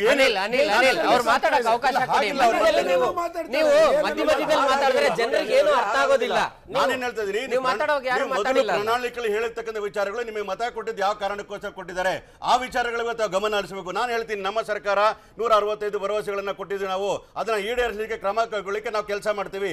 ಅದೇ ರೀತಿ ಮೋದಿ ಅವರಿಗೆ ನೀವು 282 ಜನ ಪಾರ್ಲಿಮೆಂಟ್ ಮೆಂಬರ್ಗಳ ಕೊಡಬೇಕಾದ್ರೆ ಹೇಳ್ತೀನಿ, ನೋಟ್ ವಿಚಾರ ಮಾಡಿದ್ದೀರಾ ನೀವು? ಗೋಪ್ಯವಾಗಿ ಮಾಡ್ಲಿ, ಮಾಡಿದ್ಮೇಲೆ ನೀವು ಅದ್ರ ತಯಾರಿ ಸರಿ ಮಾಡ್ಕೋಬೇಕಾಯ್ತು. ವಿಚಾರ ಬೇಡ. ಇವತ್ತು ರೇಡ್ ಮಾಡ್ತಕ್ಕಂಥದ್ದು ಸೆಲೆಕ್ಟೆಡ್ ರಾಜ್ಯಗಳನ್ನ ತಾವು ಮುಂದಿನ ದೃಷ್ಟಿಕೋನ ಇಟ್ಕೊಂಡು ಇನ್ನೊಂದು ವರ್ಷದಲ್ಲೋ 2 ವರ್ಷದಲ್ಲೋ ರಾಜಕೀಯ ಚುನಾವಣೆಗೆ ಹೋಗ್ತಕ್ಕಂಥ ಕ್ಷೇತ್ರಗಳಲ್ಲೇ ತಾವು ಆ ರಾಜ್ಯಗಳಲ್ಲೇ ತಾವು ರೇಡ್ ಮಾಡಬೇಕಾದ್ರೆ ಯಾಕೆ ಪೊಲಿಟಿಕಲ್ ಆಂಗಲ್ ನ ಕೊಡ್ತೀರಿ? ಯಾವುದೇ ಕಾರಣಕ್ಕೂ ಕೂಡ ಯಾವುದೇ ಕೆಲಸ ಒಳ್ಳೆ ಕೆಲಸ ಪೊಲಿಟಿಕಲ್ ಆಂಗಲ್ ನಾವು ಹೆದರ್ಕ ಪ್ರಶ್ನೆ ಇಲ್ಲ. ನಾನು ಕೇಳ್ತೀನಿ, ಗುಜರಾತ್ ಅಲ್ಲಿ ಇರೋರೆಲ್ಲ ಹಾಗಾದ್ರೆ ಚಾಚಾಗಳಾಗಾದ್ರೆ ಗುಜರಾತ್ ಕರಪ್ಷನ್ ಇರಲಿಲ್ವಾ? ಅಲ್ಲಿರುವ ಅಧಿಕಾರಿಗಳು ಎಲ್ಲರೂ ಕೂಡ ಮಹಾತ್ಮ ಗಾಂಧಿ ಅವರ ಲೈನಲ್ಲೇ ಥಿಂಕ್ ಮಾಡ್ತಾರಾ? ನಾನು ಅದನ್ನ ಕೇಳ್ತೀನಿ ಅವ್ರಿಗೆ ಸ್ಪಷ್ಟವಾಗಿ. ನಾನು ಕೇಳಿದ್ರೆ CBI ಆಗ್ಲಿ, ನೋಡಿ ಹೇಳ್ತೀನಿ, CBI ಆಗ್ಲಿ ಆಗ್ಲಿ ಯಾವುದೇ ಆಗ್ಲಿ ಸರ್, ಅದು ಮಾಡ್ತಕ್ಕಂಥದ್ದು ರಾಜಕೀಯ ದೃಷ್ಟಿಕೋನಗಳು ಇರಬಾರ್ದು. ಜಯಲಲಿತಾ ಅವರು ಧೃತಿಗೆಟ್ಟಿಲ್ಲ, ನಾವು ದೃಢೀಕರಣ ಪ್ರಶ್ನೆ ಇಲ್ಲ. ಶಿವಕುಮಾರ್, ಇವತ್ತು ನರೇಂದ್ರ ಮೋದಿ ಟಾರ್ಗೆಟ್ ಮಾಡಿದ್ದು ನಿಜನಾ ಅಲ್ವಾ? ತಮ್ಮ ಪಕ್ಷನೂ ಟಾರ್ಗೆಟ್ ಮಾಡಿದ್ಯಾ? ಖಂಡಿತ ಮಾಡ್ತಾ ಇರ್ತಕ್ಕಂಥದ್ದು ಗೊತ್ತಾಗಿದೆ. ಇವತ್ತು ಕಾಳಧನಿಕರ ಮೇಲೆ, ಭ್ರಷ್ಟರ ಮೇಲೆ ದಾಳಿ ಮಾಡಬೇಕು ಅನ್ನೋದ್ರಲ್ಲಿ ಯಾರಿಗೂ ಭಿನ್ನಾಭಿಪ್ರಾಯ ಇಲ್ಲ, ಆಗಬೇಕು. ಆದರೆ ಅದು ಬಿಜೆಪಿಯೇತರ ರಾಜ್ಯಗಳಲ್ಲಿ ಮಾತ್ರನೇ ಅಸ್ತ್ರ ಪ್ರಯೋಗ ಮಾಡ್ತಾ ಇರೋದಿದೆಯಲ್ಲ, ಇದು ಸ್ಪಷ್ಟವಾಗಿ ಬಿಜೆಪಿ ಎಲ್ಲರೂ ಕೂಡ ಭ್ರಷ್ಟರು, ಅವ್ರ ಹತ್ರ ಕಪ್ಪು ಹಣ ಇದೆ, ಅವರು ಅವ್ಯವಹಾರ ಮಾಡ್ತಾರೆ, ಅವರೆಲ್ಲ ಮನೇಲಿ ದುಡ್ಡು ಇಟ್ಕೊಂಡಿದ್ದಾರೆ, ಅನಂತ ಅವ್ರಿಗೆ ಬಂದಿರ್ಬೇಕು, ಆ ಮಾಹಿತಿ ಇರ್ಬೇಕು. ಈ ದೇಶದಲ್ಲಿ ಸಂಚಲನ ಮೂಡಿಸಿದಂತ ದೊಡ್ಡ ಹಗರಣ, ವ್ಯಾಪಂ ಹಗರಣ, 40ಕ್ಕಿಂತ ಹೆಚ್ಚು ಜನರ ಬಲಿ ಪಡೆದಂತ ವ್ಯಾಪಂ ಹಗರಣ ಸಿಬಿಐ ಕಣ್ಣು ಕಾಣದೇ ಇಲ್ಲ. ಅಲ್ಲಿ ಯಾರು ಅರೆಸ್ಟ್ ಆಗೋದೇ ಇಲ್ಲ, ಮೊದಲಿಂದ ನಡೀತಾ ಇದೆ, ಸಿಬಿಐ ಇದೆ ಕೇಸು. ಆದ್ರೆ ಇವತ್ತು ಸಣ್ಣ ಸಣ್ಣ, ಈಗ ಮೊನ್ನೆ ಉದಾಹರಣೆ ಗೋವಾದಲ್ಲೇ ತಗೊಳ್ಳಿ, ಎಲ್ವಿಸ್ ಗೋಮ್ಸ್ ಎಂತ ಅಧಿಕಾರಿ, ಸಿವಿಲ್ ಸರ್ವಿಸಸ್ ಅಲ್ಲಿದ್ದು ಗೋವಾ ಜನರ ಪ್ರೀತಿಗೊಳಿಸಿದಂತ ಒಬ್ಬ ಉನ್ನತ ಅಧಿಕಾರಿ ಏನ್ ಮಾಡ್ತಾರೆ, VRS ತಗೊಂಡು ಆಮ್ ಆದ್ಮಿ ಪಾರ್ಟಿ ಜಾಯಿನ್ ಆಗ್ತಾರೆ. ಜಾಯಿನ್ ಆಗಿದ ತಕ್ಷಣ ಇವ್ರ ಕಣ್ಣು ಬೀಳುತ್ತೆ. ಯಾವತ್ತು 19ನೇ ತಾರೀಕು, ಕಳೆದ 19ನೇ ತಾರೀಕು ಅರವಿಂದ್ ಕೇಜ್ರಿವಾಲ್ ಅವರು ಅವರೇ ಮುಖ್ಯಮಂತ್ರಿ ಅಭ್ಯರ್ಥಿ ಅಂತ ಎಲ್ವಿಸ್ ಗೋಮ್ಸ್ ಅನ್ನ ಅನೌನ್ಸ್ ಮಾಡಿ 3 ದಿನಕ್ಕೆ ACB ಆಕ್ಟಿವೇಟ್ ಆಗುತ್ತೆ. ಅವ್ರಿಗೆ ವಾರೆಂಟ್ ಹೊರಡಿಸ್ತಾರೆ, ಅವ್ರನ್ನ ಕರೆದು 3.5 ಗಂಟೆಗಳ ಕಾಲ ವಿಚಾರಣೆ ಮಾಡ್ತಾರೆ. ಜನರಿಗೆ ಗೊತ್ತಿಲ್ಲ. ಮಾಡ್ತಾರೋ, CBI ಮಾಡ್ತಾರೋ, ED ಮಾಡ್ತಾರೋ. ಇನ್ನೊಂದು ವಿಷಯ, ಲಕ್ಷ್ಮಣ್ ಹೂಗಾರ್ ಪ್ರಶ್ನೆ ಬರಲ್ಲ ಅಂತ ನಮ್ಮ ಪಕ್ಷ ಹುಟ್ಟಿರ್ತಕ್ಕಂಥದ್ದು 2012ರಲ್ಲಿ. ಇವ್ರು ಕೆದಕ್ತಾ ಇರ್ತಕ್ಕಂಥದ್ದು 6-7 ವರ್ಷದ ಹಳೆ ಕೇಸುಗಳನ್ನ ಕೆದಕಿ ನಮ್ಮ ಮೇಲೆ ಮಸಿ ಬಳಿಯತಕ್ಕಂಥ ಪ್ರಯತ್ನ ಮಾಡ್ತಾರೆ. ಯಾಕಂದ್ರೆ ನಮ್ಮ ಅವಧಿಯಲ್ಲಿ ಎಲ್ಲೂ ಕೂಡ ಇವ್ರು ಏನು ಹುಡುಕಕ್ಕಾಗೋದಿಲ್ಲ. ಒಂದು ಕಡೆ. ಎರಡನೇದು, ಅತಿ ದೊಡ್ಡ ಒಂದು ದಾಳಿ ತಮಿಳ್ನಾಡು ತಗೊಳ್ಳೋದಾದ್ರೆ ಅಲ್ಲಿ ನೇರವಾಗಿ ಅನೇಕ ಆಂಗಲ್ಗಳಿದೆ. ಅದಕ್ಕೆ TTDಯಲ್ಲಿ ಶೇಖರ್ ರೆಡ್ಡಿ ಅವರನ್ನ ಅಪಾಯಿಂಟ್ ಮಾಡಿದಂಥವ್ರು ಮಾಣಿಕ್ಯಲ ರಾವ್ ಯಾರು? ಆಂಧ್ರ ಪ್ರದೇಶದ ಮುಜರಾಯಿ ಇಲಾಖಾ ಸಚಿವರು. ಅಲ್ಲಿ ನಡೀತಾ ಇರೋದು ಬಿಜೆಪಿ ಮತ್ತು TDPಯ ಮೈತ್ರಿ ಸರ್ಕಾರ. ಆಂಧ್ರ ಪ್ರದೇಶದಲ್ಲೇ ಮಾಣಿಕ್ಯಲ ರಾವ್ ಬಿಜೆಪಿಯ ನಾಯಕರು, ಬಿಜೆಪಿಯ ಮಂತ್ರಿ ಅಪಾಯಿಂಟ್ ಮಾಡದಂತ ವ್ಯಕ್ತಿ ಶೇಖರ್ ರೆಡ್ಡಿ ಮಾಣಿಕ್ಯಲ ರಾವ್ಗೆ ಪರಮಾಪ್ತರು. ಅವರು ರೆಡ್ಡಿಗೆ ಪರಮಾಪ್ತರು. ಅಲ್ಲಲ್ಲ, ಅವರು TTD ಆಡಳಿತ ಮಂಡಳಿ ಸದಸ್ಯರಾಗೋದಕ್ಕೆ ಕಾರಣನೇ ಬಿಜೆಪಿಯ ನಾಯಕರು. ಇವತ್ತು ಅವ್ರನ್ನೇನಾದ್ರು ಅಲ್ಲಲ್ಲ ಅದಕ್ಕೇನು ಭ್ರಷ್ಟಾಚಾರ ಆಗ್ಬಿಡ್ತೀರಾ ನಿಮ್ ಸ್ವಾಮಿ? ಆಂಗಲ್ ಅಲ್ಲಿ ಯಾಕೆ ತನಿಖೆ ಆಗಲ್ಲ? ಸ್ವಲ್ಪ ಕೇಳಿಸ್ಕೊಳ್ರಿ, ಪೇಷನ್ಸಿ ಇರ್ಲಿ.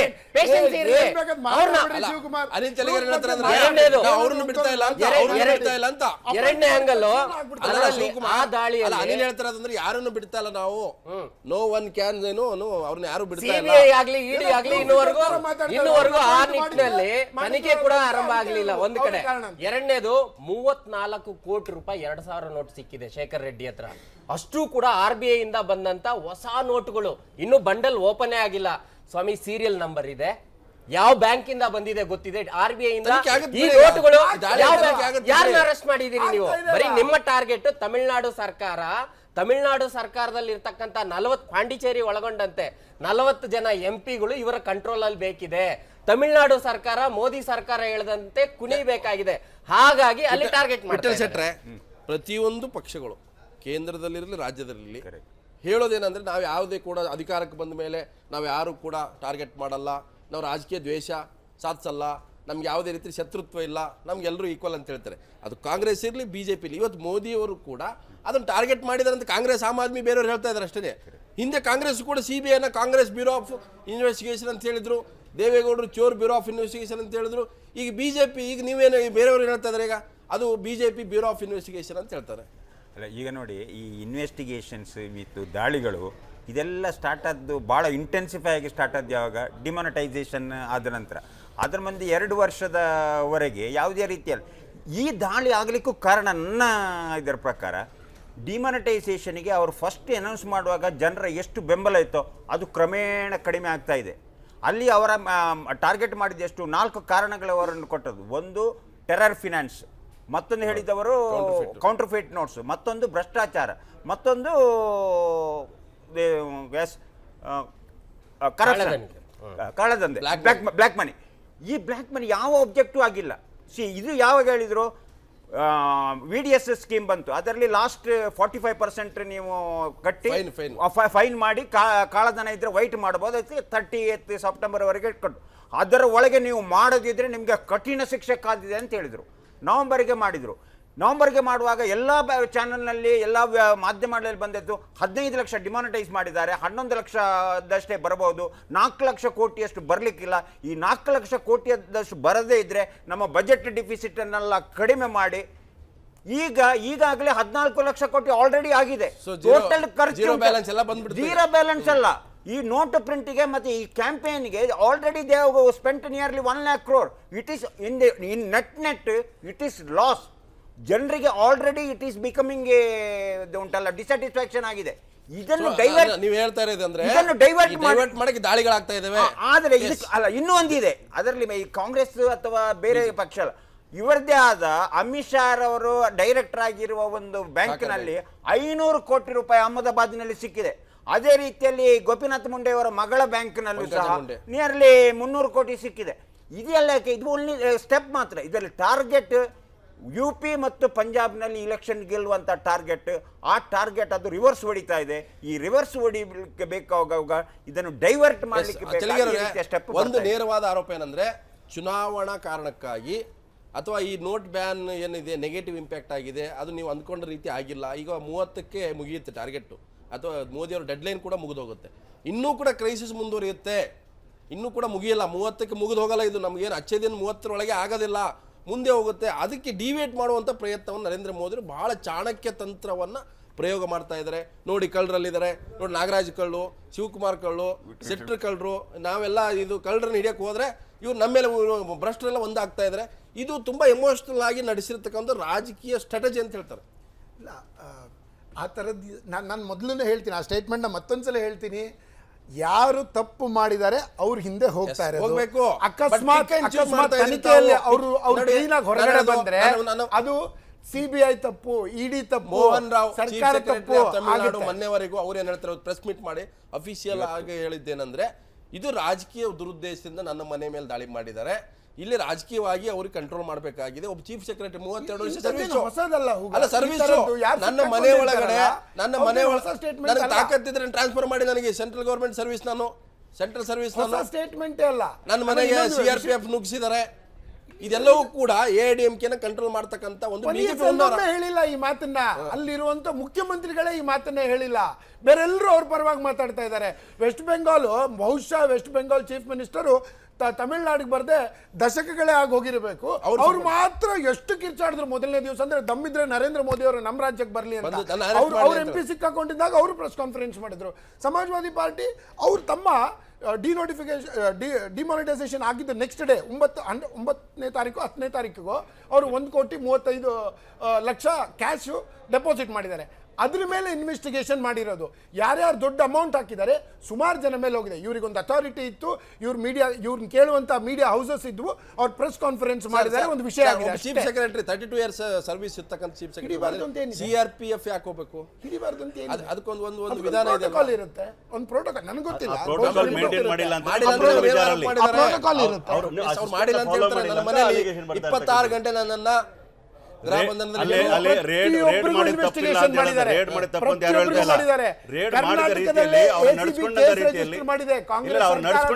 ಸರಿ ಇಲ್ಲ ಅಂತಕ್ಕಂಥದ್ದು ಈಗ ಬಂದಿರ್ತಾರೆ. ದಾಳಿ ಬಗ್ಗೆ ಹೇಳಿಲ್ಲ, ನನ್ನನ್ನು ಯಾವ ತರ ಕಣ್ಣಿ ಮಾಡಿದ್ರು ಅಂದ್ರೆ ದಾಳಿ ಬಗ್ಗೆ ಯಾರು ಟಾರ್ಗೆಟ್ ಡೈರೆಕ್ಟ್ ಟಾರ್ಗೆಟ್ ಅಂತ ಹೇಳಿ ಪಂಚನಾಮ ಪ್ರಕಾರ ಅವ್ರಿಗೆ ಸಿಕ್ಕಿರೋದು 2 ಲಕ್ಷ ರೂಪಾಯಿ ನಗದು, ಒಂದಷ್ಟು ಚಿನ್ನ ಮಾತ್ರ ಅನ್ನೋದನ್ನ ಇವತ್ತವರು ಪಂಚನಾಮ ಬಿಡುಗಡೆ ಮಾಡಿದ್ದಾರೆ ಪತ್ರಿಕೆಗಳಿಗೆ. ಆದ್ರೆ ಸುದ್ದಿ ಬಂದಿದ್ದೇನು ಕೋಟ್ಯಾಂತರ ರೂಪಾಯಿ ಸಿಕ್ಕಿದೆ. ಹೌದು, ಆ ಸುದ್ದಿಯನ್ನು ಅರ್ಧ ಬಿಟ್ಟಿದ್ಯಾರು ಬಿಜೆಪಿ ಅವರೇ ಅಲ್ವಾ?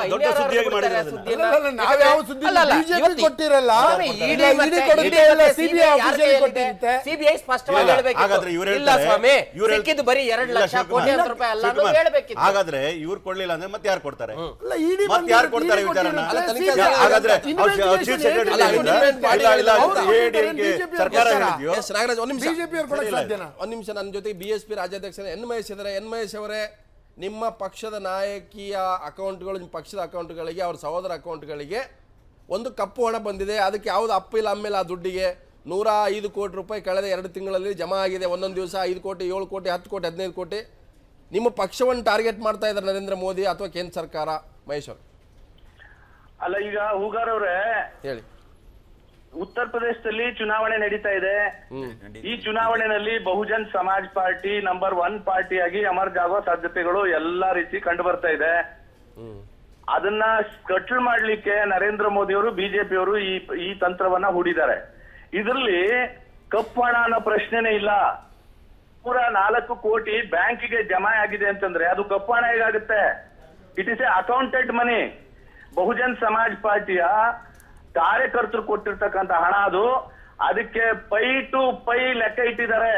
ಅಲ್ಲ ಮಹೇಶ್ ಅವರೇ, ನೋಡಿ, ನೀವು ಡಿಮಾನಿಟೈಸೇಷನ್ ಅಲ್ಲ, ನೀವು ಪಕ್ಷಕ್ಕೆ ಸಂಗ್ರಹ ಮಾಡಿರ್ತಕ್ಕಂಥ ದೇಣಿ ಕಾರ್ಯಕರ್ತರು ಸದಸ್ಯರಿಂದ ಅಕ್ಟೋಬರ್ ಸೆಪ್ಟೆಂಬರ್ ಅಲ್ಲಿ ನೀವು ಡಿಪಾಸಿಟ್ ಮಾಡಬಹುದಿತ್ತಲ್ಲ ಅಂತ ಪ್ರಶ್ನೆ ಕೇಳ್ತಾರೆ. ನೀವು ಈಗ ಯಾಕೆ ಮಾಡ್ತೀರಿ ತರಾತುರಿಯಲ್ಲಿ?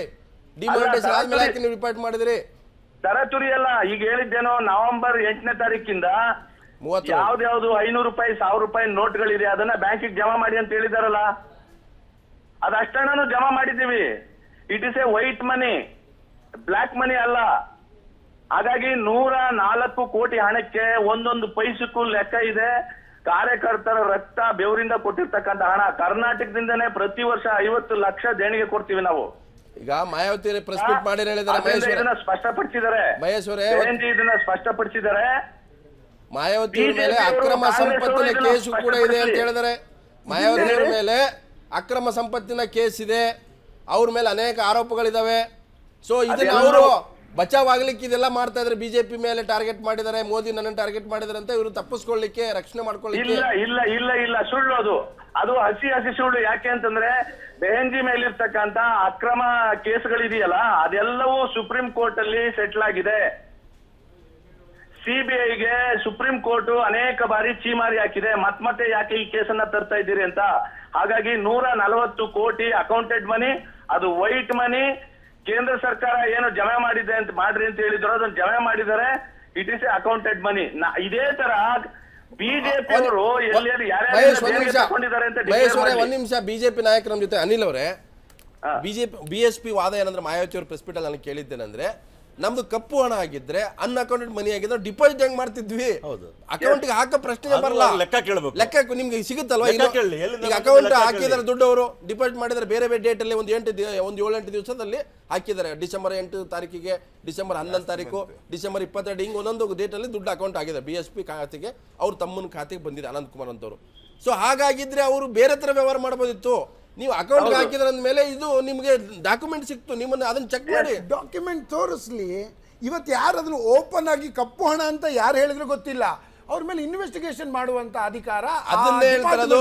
ಉತ್ತರ ಪ್ರದೇಶದಲ್ಲಿ ಬಿಜೆಪಿಗೆ ಭಯ ಆಗಿದೆ, BSP ಅನ್ನ ಟಾರ್ಗೆಟ್ ಮಾಡಿದ್ರೆ. ಇದೇ ಒಂದು ರೀಸನ್ ಇದ್ರೆ ಮಹೇಶ್ ಅವ್ರಿಗೂ ಹೇಳ್ತೀನಿ, ಮಹೇಶ್ ಅವರೇ ನಿಮ್ಮ ನಾಯಕರಿಗೆ ವಿಷಯ ಹೇಳಿ, BSPಗೆ ಇದು ರಾಜಕೀಯ ಹುನ್ನಾರ ಅನಿಸ್ತಾ ಇದ್ರೆ ದಯವಿಟ್ಟು ಲೆಕ್ಕ ತೋರಿಸಿ ಎಲೆಕ್ಷನ್ಗೆ ಇದನ್ನೇ ಇಶ್ಯೂ ಮಾಡ್ಕೊಳ್ಳಿ.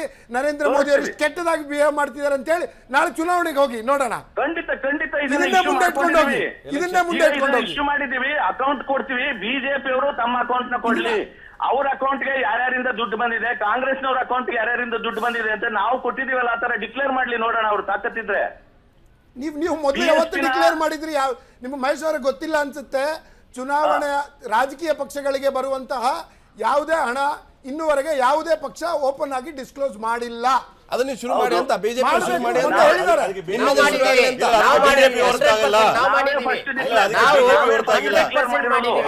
ಅಷ್ಟೊಂದು ಮಾರಲ್ ಆಗಿ ಮಾತಾಡೋದಾದ್ರೆ 50 ವರ್ಷದವ್ರು ಅಕೌಂಟ್ ಕೊಡ್ಲಿ,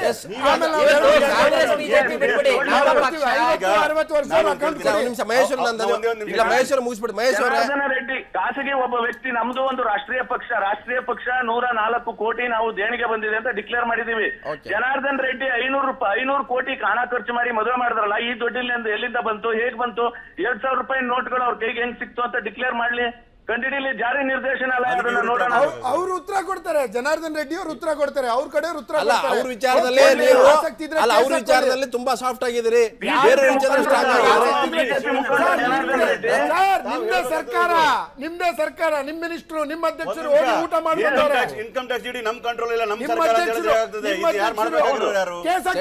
ಅಲ್ವಾ ನಿಮ್ಮ ಹತ್ರ? ಅನಿಲ್ ಅವರೇ, ಪ್ರಶ್ನೆ ಕೆಲಸ ಮಾಡಕ್ ಹೋಗ್ಬೇಡಿ. ಬಿಜೆಪಿ ಆಡಳಿತದಲ್ಲಿರ್ತಕ್ಕಂಥ ರಾಜ್ಯಗಳಲ್ಲಿ ಯಾರು ನಡೀತಾ ಇಲ್ಲ, ಇದು ಪ್ರಶ್ನೆ ಇರ್ತಕ್ಕಂಥ. ಮಹೇಶ್ವರೇ ಒಂದು ಕ್ವಿಕ್ ಪ್ರಶ್ನೆ ಕೇಳ್ತೇನೆ. ಈ ಒಂದು ವಿಚಾರದಲ್ಲಿ ನರೇಂದ್ರ ಮೋದಿ ಅವರು ಈ ನೋಟ್ ಬ್ಯಾನ್ ನೆಪದಲ್ಲಿ ಇವತ್ತು ಎದುರಾಳಿಯರ ಪಕ್ಷಗಳನ್ನ ಟಾರ್ಗೆಟ್ ಮಾಡ್ಕೊಂಡಿದ್ದಾರೆ ಅಂತ ತಮಗನ್ಸಿದೆ? ಡೆಫಿನೆಟ್ 100% ಟಾರ್ಗೆಟ್ ಮಾಡಿದ್ದಾರೆ. ಇನ್ನು ಒಂದು ವಾರ ಬಿಟ್ಟು ನೋಡಿ, ಇದು demonetisation is a surgical strike on democracy and it will help the capitalist and nobody else. Yes, ಧನ್ಯವಾದ ಮಹೇಶ್ವರ. ನಮ್ಮ ಜೊತೆ ದೂರ ಮಾತಾಡಿದ್ರೆ ತಮಗೆ ಧನ್ಯವಾದ. ನಾನು ಮತ್ತೆ ಚರ್ಚೆ ಮಾಡ್ತೀನಿ. ಮೋದಿ ಟಾರ್ಗೆಟ್ ವಿಷಯ ಚರ್ಚೆ ಸ್ವಾಗತ. ಚರ್ಚೆ ಮಾಡ್ತಾ ಇದ್ವಿ. ಒಂದು ಪಕ್ಷದ ಮೇಲೆ ಇನ್ನೊಂದು ಪಕ್ಷ ದಾಳಿ ಮಾಡ್ತಕ್ಕಂಥದ್ದು ರಾಜಕೀಯವಾಗಿ ಇದು ಸಹಜವಾದಂಥದ್ದು, ಮತ್ತೆ ಮಾಡಲೇಬೇಕು. ಆದರೆ ಈಗಿನ ಸಂದರ್ಭ ಇದೆಯಲ್ಲ, ಇದು ಇಡೀ ದೇಶದಲ್ಲಿರ್ತಕ್ಕಂಥ ಭ್ರಷ್ಟಾಚಾರ ನಿರ್ಮೂಲನೆ ಮಾಡಬೇಕು, ಭಯೋತ್ಪಾದನೆಗೆ ಹೋಗುವಂಥ ದುಡ್ಡು ನಿಲ್ಲಬೇಕು, ಆಮೇಲೆ ಕಪ್ಪು ಹಣ ಸಂಪೂರ್ಣವಾಗಿ ಕರಗಿಸಬೇಕು, ಜೀರೋ ಆಗಬೇಕು. ಈ ಒಂದು ಒಳ್ಳೆ ಉದ್ದೇಶ ಇಟ್ಕೊಂಡು ಹೊರಟಾಗ ರಾಜಕೀಯ ಎದುರಾಳಿಗಳನ್ನ ಟಾರ್ಗೆಟ್ ಮಾಡ್ತಾ ಇದ್ದಾರೆ ಅನ್ನೋವಂಥ ಅನುಮಾನ ಮತ್ತು ಆತಂಕ ಎದುರಾಳಿಗಳು ಕಾಡ್ತಾ ಇದೆ. ಶಿವಕುಮಾರ್, ಇವತ್ತು Congress, Aam Aadmi party, BSP, AIADMK ಒಂದೊಂದು ಕಡೆ ಒಂದೊಂದು ರೀತಿ ಕ್ಯಾರೆಕ್ಟರ್ ಇದೆ. ಇಲ್ಲಿ AIADMK ಟಾರ್ಗೆಟ್ ಮಾಡೋದ್ರಿಂದ ಅವ್ರ ಪಾರ್ಟಿ ಮುಗಿಸೋದಂತಲ್ಲ, ಅವ್ರಿಗೆ ರಾಜ್ಯಸಭೆಯಲ್ಲಿ ಬೆಂಬಲ ಬೇಕು. ಇಲ್ಲಿ ಗೋವಾದಲ್ಲಿ BJPಗೆ ಸಡ್ಡು ಹೊಡೆಯುವಂಥದ್ದು ಯಾವ ರಾಜಕೀಯ ಪಕ್ಷಗಳಿದೆ, ಆಮ್ ಆದ್ಮಿ ಇರ್ಬೋದು, ಬೇರೆ ಬೇರೆ ಪಾರ್ಟಿಗಳು. ನೀವು ಪಂಜಾಬ್ಗೆ ಹೋದರೆ ಒಂಥರದ್ದು ಅಲ್ಲಿ ಕ್ಯಾರೆಕ್ಟರ್ ಇದೆ. ಉತ್ತರ ಪ್ರದೇಶದಲ್ಲಿ BSP ಸ್ಟ್ರಾಂಗ್ ಇರತಕ್ಕಂಥ ಒಂದು ಪೊಲಿಟಿಕಲ್ ಪಾರ್ಟಿ. ಸೊ ಎಲ್ಲೆಲ್ಲಿ BJPಗೆ ಕ್ಲೈಮೇಟ್ ಸರಿ ಇಲ್ವೋ ಅಲ್ಲಿನ ಕ್ಲೈಮೇಟ್ನ ಸರಿ ಮಾಡ್ತಕ್ಕಂಥ ಮೋಡ ಬಿತ್ತನೆ ಕೆಲಸ ಅಂತಾರೆ. ಖಂಡಿತ ಎಲ್ಲಿ ರಾಜಕೀಯವಾಗಿ ಎದುರಿಸೋಕೆ ಸಾಧ್ಯ ಇಲ್ವೋ ಅಲ್ಲಿ ಈ ತರ ದಬ್ಬಾಳಿಕೆ ಮೂಲಕ ಕೆಲಸ ಸಾಧಿಸ್ತಕ್ಕಂಥ ಮೋದಿ ಸರ್ಕಾರ ಕೈ ಹಾಕಿದೆ. ಅದ್ರ ಜೊತೆಲಿ ಇನ್ನೊಂದು ನಮ್ಮ ಮುಖ್ಯಮಂತ್ರಿಯ ಕಚೇರಿ ಮೇಲೆ ಒಂದು ರೈಡ್ ಆಯ್ತು, ನಿಮ್ಗೆ ನೆನಪಿರ್ಬೋದು. ರಾಜೇಂದ್ರ ಕುಮಾರ್ ಅವರು ಮುಖ್ಯ ಕಾರ್ಯದರ್ಶಿಯಾಗಿದ್ದಾಗ ಪ್ರಿನ್ಸಿಪಲ್ ಸೆಕ್ರೆಟರಿ ಅವರ ಒಂದು ಮೇಲೆ ಇದ್ದಂತ ಆರೋಪ ಏನು ಅಂದ್ರೆ 2006ರಿಂದ 2011ರವರೆಗೂ ಯಾರಿಗೋ ಟೆಂಡರ್ ಕೊಟ್ಟಿದ್ರು, ಏನೋ ಆಗಿತ್ತು. ಅವಾಗ ಇನ್ನೂ ಆಮ್ ಆದ್ಮಿ ಪಕ್ಷ ಹುಟ್ಟೇ ಇರಲಿಲ್ಲ. ಆ ಅಧಿಕಾರಿ ಮೇಲೆ, ರಾಜೇಂದ್ರ ಕುಮಾರ್ ಅವ್ರ ಮೇಲೆ ದಾಳಿ ಮಾಡೋದಕ್ಕೆ ಮುಖ್ಯಮಂತ್ರಿ ಕಚೇರಿಯಲ್ಲಿ ಇರ್ತಕ್ಕಂಥ ಫೈಲ್ಗಳನ್ನೆಲ್ಲ ಇದು ಮಾಡಿ ಕಚೇರಿನ ಸೀಸ್ ಮಾಡಿ ಒಂದು ದಿನ ತನ್ನ ಕಂಟ್ರೋಲಲ್ಲಿ ಇಟ್ಕೊಂಡಿರ್ತಾರೆ. ಅದರ ಹಿಂದೆ ಇದ್ದಂಥ ಉದ್ದೇಶ ಏನಂದ್ರೆ, ಆ ಸಂದರ್ಭದಲ್ಲಿ ಆಮ್ ಆದ್ಮಿ ಪಕ್ಷ ಅರುಣ್ ಜೇಟ್ಲಿ ಅವರು ನೇರವಾಗಿ ಭಾಗಿಯಾಗಿ ಇದ್ದಂಥ DDCA ಹಗರಣದ ಫೈಲ್ಗಳು ಮುಖ್ಯಮಂತ್ರಿ ಕಚೇರಿಯಲ್ಲಿತ್ತು. ಆ ಫೈಲಲ್ಲಿ ಏನಿದೆ, ನೇರವಾಗಿ ಕೇಂದ್ರ ಸರ್ಕಾರದ ಕುತ್ತಿಗೆಗೆ ಯಾವುದು ಬರಬಾರ್ದು ಅಂದ್ರೆ ಅರುಣ್ ಜೇಟ್ಲಿ ಹಣಕಾಸು ಸಚಿವರು, BJP MP ಕೀರ್ತಿ ಆಜಾದ್ ಬಂದಿದ್ದು ಇದೇ ಕಾರಣಕ್ಕನ. ಖಂಡಿತ ಅವ್ರು ಹೊರಗೋಗಿದ್ದು ಅದಕ್ಕೇನೆ, ಅವ್ರು ರಿಸೈನ್ ಮಾಡಿದ್ದು ಅದಕ್ಕೇನೆ. ಕೀರ್ತಿ ಆಜಾದ್ ಮೊದಲಿಂದ ಅವ್ರು ಕ್ರೀಡಾಪಟು, ಅವ್ರು BJPಯಲ್ಲಿ ಸೇರಿದ್ದು ಇನ್ನೊಂದು ಮತ್ತೊಂದು ಕ್ರಿಕೆಟ್ ಮೇಲೆ ಅವ್ರಿಗಿದ್ದಂತ ಕಾಳಜಿ, ಕ್ರಿಕೆಟ್ ಅಲ್ಲಿ DDCAದಲ್ಲಿ ಅರುಣ್ ಜೇಟ್ಲಿ ಅವರ ನೇತೃತ್ವದಲ್ಲಿ ನಡೆದಂತ ಹಗರಣದ ವಿರುದ್ಧ ಸತತವಾಗಿ ಮಾತಾಡ್ತಾನೆ ಬರ್ತಾ ಇದ್ರು. BJP ಆತ್ಮರಕ್ಷಣೆಗೆ ತನ್ನ ಆತ್ಮರಕ್ಷಣೆ ಬೇಕಿತ್ತು. ಅದ್ರ ಜೊತೆಲಿ ಏನಂದ್ರೆ ಏನಾದ್ರೂ ಸಿಗಬಹುದಾ ಅಂತ ಹುಡುಕಾಡಬೇಕಿತ್ತು, ದಬ್ಬಾಳಿಕೆ ಎದುರಿಸಬೇಕಾಗಿತ್ತು. ಆದ್ರೆ ಈ ದೇಶದಲ್ಲಿ ಎದುರದೇ ಇರ್ತಕ್ಕಂಥ ಮೋದಿ ಅವ್ರನ್ನ ದಿನನಿತ್ಯ ಅವ್ರು ಮಾಡತಕ್ಕಂಥ ಜನವಿರೋಧಿ ಕೆಲಸಗಳ ವಿರುದ್ಧ ಮಾತಾಡ್ತಕ್ಕಂಥ ಒಂದು ಪಕ್ಷ ಇದೆ ಅಂದ್ರೆ ಅದು ಆಮ್ ಆದ್ಮಿ ಪಕ್ಷ. ನಮ್ಮನ್ನ ಯಾವುದೇ ಕಾರಣಕ್ಕೂ ರಾಜಕೀಯವಾಗಿ ಎದುರಿಸಕ್ಕಾಗಲ್ಲ ಅನ್ನೋದಕ್ಕೋಸ್ಕರ ಈ ತಂತ್ರಗಾರಿಕೆ. ನಿಮ್ಗೆ ಯಾವತ್ತೋ ಒಂದಿನ ದಾಳಿ ಆಗುತ್ತೆ. ನಿಮ್ಗೆ ಡಿಮಾನಿಟೈಸೇಷನ್ ಆಗಕ್ಕಿಂತ ಮೊದಲು ಆಗಿದೆಯೋ, ಡಿಮಾನಿಟೈಸೇಷನ್ ಮಧ್ಯೆ ಆಗಿದೆಯೋ, ಅಥವಾ ಇನ್ನೊಂದು ತಿಂಗಳು ಬಿಟ್ಟು ಆಗುತ್ತೋ, ನಾನು ಕ್ಲೀನ್ ಆಗಿದ್ರೆ, ನಾನು ಪ್ರಾಮಾಣಿಕವಾಗಿದ್ರೆ, ನಾನು ಅವ್ಯವಹಾರ ಮಾಡಿದ್ರೆ ಅಂದ್ರೆ ಭಯ ಯಾಕೆ ನಿಮ್ ಕಾಂಗ್ರೆಸ್ಗೂ, ಆಮ್ ಆದ್ಮಿಗೂ, BSPಗೂ? ಯಾಕೆ ಯಾವುದೇ ಕಾರಣಕ್ಕೂ BSPಗೆ ಬಗ್ಗೆ ಅವ್ರು ಯಾವತ್ತೂ ಟಾರ್ಗೆಟ್ ಮಾಡಿ BSP ಬಗ್ಗೆ ಮಾತಾಡಿ ನಾನು ಅವ್ರು ವಕ್ತಾರಲ್ಲ. ಅದೇ ಕಾಂಗ್ರೆಸ್ ಬಗ್ಗೆ ಹೇಳ್ತೀವಿ ಕೇಳಿ. ದೇಶದಲ್ಲಿ ಈ ಥರ ರೇಡ್ಗಳಿಗೆ ಇದಕ್ಕೆಲ್ಲ ಹೆದರ್ತಕ್ಕಂಥ ಪಕ್ಷ ಅಲ್ಲ. ಯಾಕೆಂದರೆ ನಾವು ಇಷ್ಟು ವರ್ಷ ಆಡಳಿತ ಮಾಡಿ ನಾವು ನಡೆಸಿದ್ದೀವಿ. ಯಾವುದೇ ರೀತಿಯಂಥ ಅಧಿಕಾರವನ್ನು ದುರ್ಬಳಕೆ ಬಾಳ್ಕೊಡ್ತಕ್ಕಂಥ ವಿಚಾರದಲ್ಲಿ ನೋಡಿದಾಗ ಇದನ್ನೆಲ್ಲ ಪೊಲಿಟಿಕಲಿ ಮೋಟಿವೇಟೆಡ್ ಆಗಿದ್ದು ನಾವು ಹೆದರ್ತಕ್ಕಂಥ ಪ್ರಶ್ನೆನೇ ಇಲ್ಲ. ಎರಡನೇದು ಹೇಳಬೇಕು ಅಂತಂದರೆ, ಇವ್ರು ಮಾಡ್ತಾ ಇರ್ತಕ್ಕಂಥ ರೇಡ್ಗಳು ನಾವು ಡಿಮಾನಿಟೈಸೇಷನ್ ಆದಮೇಲೆ ಮಾಡಿದ್ರು ಚಿಂತೆ ಇಲ್ಲ, ಮೊದಲು ಮಾಡಿದ್ರು ಚಿಂತೆ ಇಲ್ಲ. ಯಾವ ಸ್ಟೇಟಲ್ಲಿ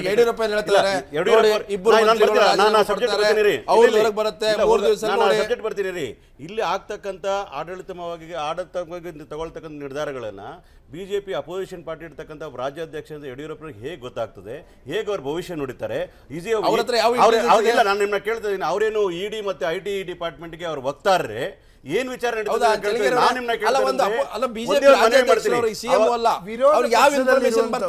ಅದು ಮಾತ್ರ ಅವರು ಭವಿಷ್ಯ ನುಡಿತಾ ಇದ್ದಾರೆ. ಹಿಂಗೆ ಆಗ್ತದೆ, ಇವ್ರಿಗೆ ಮೇಲೆ ಟಾರ್ಗೆಟ್ ಆಗ್ತಾ ಇರುತ್ತೆ, 3 ಮಂತ್ರಿಗಳು ಹಾಕ್ತಾರೆ, ಇವ್ರು ಹಾಕ್ತಾರೆ ಅಂತ ಹೇಳಲಿಕ್ಕೆ ಇವ್ರಿಗೆ ಕೊಡ್ತಾ ಇರ್ತಕ್ಕಂಥ ಮಾಹಿತಿ ಕನಸು ಬೀಳ್ತಾ ಇದೆ ಅವರಿಗೆ. ಕುಮಾರಸ್ವಾಮಿ ಅವರು 15 ದಿವಸಕ್ಕೆ ಒಂದು ಬಾರಿ ಪ್ರೆಸ್ ಕಾನ್ಫರೆನ್ಸ್ ಮಾಡ್ತಾರೆ. ನಮ್ಮ ನಾಯಕರು ಅಂದ್ರೆ ನಿಮಗೆ ನಿಮ್ಮ ನಾಯಕರಿಗೆ ಕೇಂದ್ರದ ಅಲ್ಲ ಪ್ರೆಸ್ ಕಾನ್ಫರೆನ್ಸ್ ಅಲ್ಲ ಪ್ರಶ್ನೆ, ನಿಮಗೆ ಮೊದಲೇ ಮಾಹಿತಿ ಸಿಗುತ್ತೆ. ಇನ್ನೊಂದು ನೋಟ್ ರದ್ದತಿ ವಿಷಯದಲ್ಲಿ ದಿನಕ್ಕೆ 2 ಆದೇಶಗಳು ಏನ್ ಹೊರಡಿಸ್ತಾರೆ. ಈ ಆದೇಶಗಳು ಬರೋಕ್ ಮುಂಚೆನೆ ನಾಗ್ಪುರದಲ್ಲಿ ಇರ್ತಕ್ಕಂಥ RSS ನವರಿಗೆ ಹೆಂಗ್ ಗೊತ್ತಾಗುತ್ತೆ? ಇದು ನಮಗೆ ಇರ್ತಕ್ಕಂಥ ಮೊನ್ನೆ ಸ್ಟೇಟ್ಮೆಂಟ್ ಕೊಟ್ಟಿಲ್ಲ 2000 ನೋಟನ್ನ ನಾವು ಬಂದ್ ಮಾಡ್ತೀವಿ, ಅನೇಕ ವಿಷಯ. ಈಗ ಅಲ್ಲ, ಪಂಜಾಬ್ನ ನಿಮ್ಮ ನಾಯಕ 2000 ನೋಟು ಮೆಂಬರು ಅಲ್ಲ,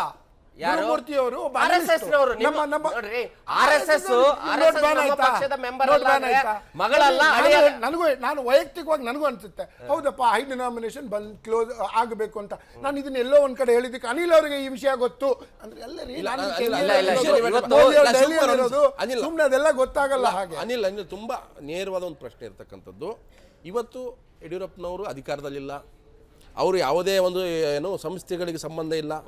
ನೀವು CM ಆಗಿದ್ರೆ ಅಥವಾ ಅಪೋಸಿಷನ್ ಲೀಡರ್ ಆಗಿದ್ರೆ ನೀವು ಮಾಹಿತಿ ತಗೋಬಹುದು. ಅವರು ಆ ಥರದ ಕಾನ್ಸ್ಟಿಟ್ಯೂಷನಲ್ಲಿ ಯಾವುದೇ ಹುದ್ದೆಯಲ್ಲಿ ಇಲ್ಲ. ಯಡಿಯೂರಪ್ಪನವರು ಸದ್ಯಕ್ಕೆ ಅಪೋಸಿಷನ್ ಪಾರ್ಟಿ ಲೀಡರು, ರಾಜ್ಯಾಧ್ಯಕ್ಷರಿದ್ದಾರೆ. ಅವರಿಗೆ ಈ ಎಲ್ಲ ಮಾಹಿತಿಗಳು ಬರ್ತಾ ಇದೆ ಅಂತಂದ್ರೆ ಸಮವನ್ ಏನು supplying the information to the state president ಅಂದ್ರೆ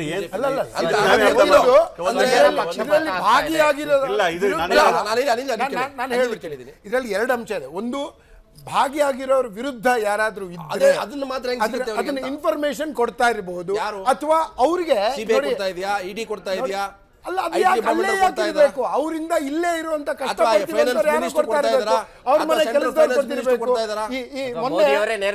ಟಾಯ್ಲೆಟ್ ಅಲ್ಲಿ ಆ ಒಂದು ಇದನ್ನ ಮಾಡಿದ್ರಲ್ಲ ಚಿಕ್ಕದು, ಅಲ್ಲಿ ಕೆಲಸ ಮಾಡಿರ್ತಾನಲ್ಲ ಆ ಪ್ಲಂಬರ್, ಅಂತವ್ರು ಇನ್ಫಾರ್ಮೇಶನ್ ನಾನು ಹೇಳ್ತಾ ಇರೋದು ಗೊತ್ತಾ, ಎಲ್ಲಿಂದಾನು ಬಂದಿರಬಹುದು. ಅವರು ಒಂದು ಪಕ್ಷದ ಅವರಿಗೆ ಇಬ್ಬರು ಮಂತ್ರಿ ರಾಜೀನಾಮೆ ಕೊಡ್ತಾರೆ, ಎರಡನೇ ವಿಷಯ ರಾಜೀನಾಮೆ ಕೊಡ್ತಾರೆ ಹೋಗಾರ್ ಸರ್. ಬಹುಶಃ ನಿಮ್ಮ ಟಿವಿಯನ್ನು ಹಿಡಿದು ಬಹಳಷ್ಟು ಮಾಧ್ಯಮಗಳಲ್ಲಿ ರಾಜ್ಯ ಸರ್ಕಾರದ ಪ್ರಭಾವಿ ಮಂತ್ರಿಗಳ ಹೆಸರು ಇದರಲ್ಲಿ ಇದೆ.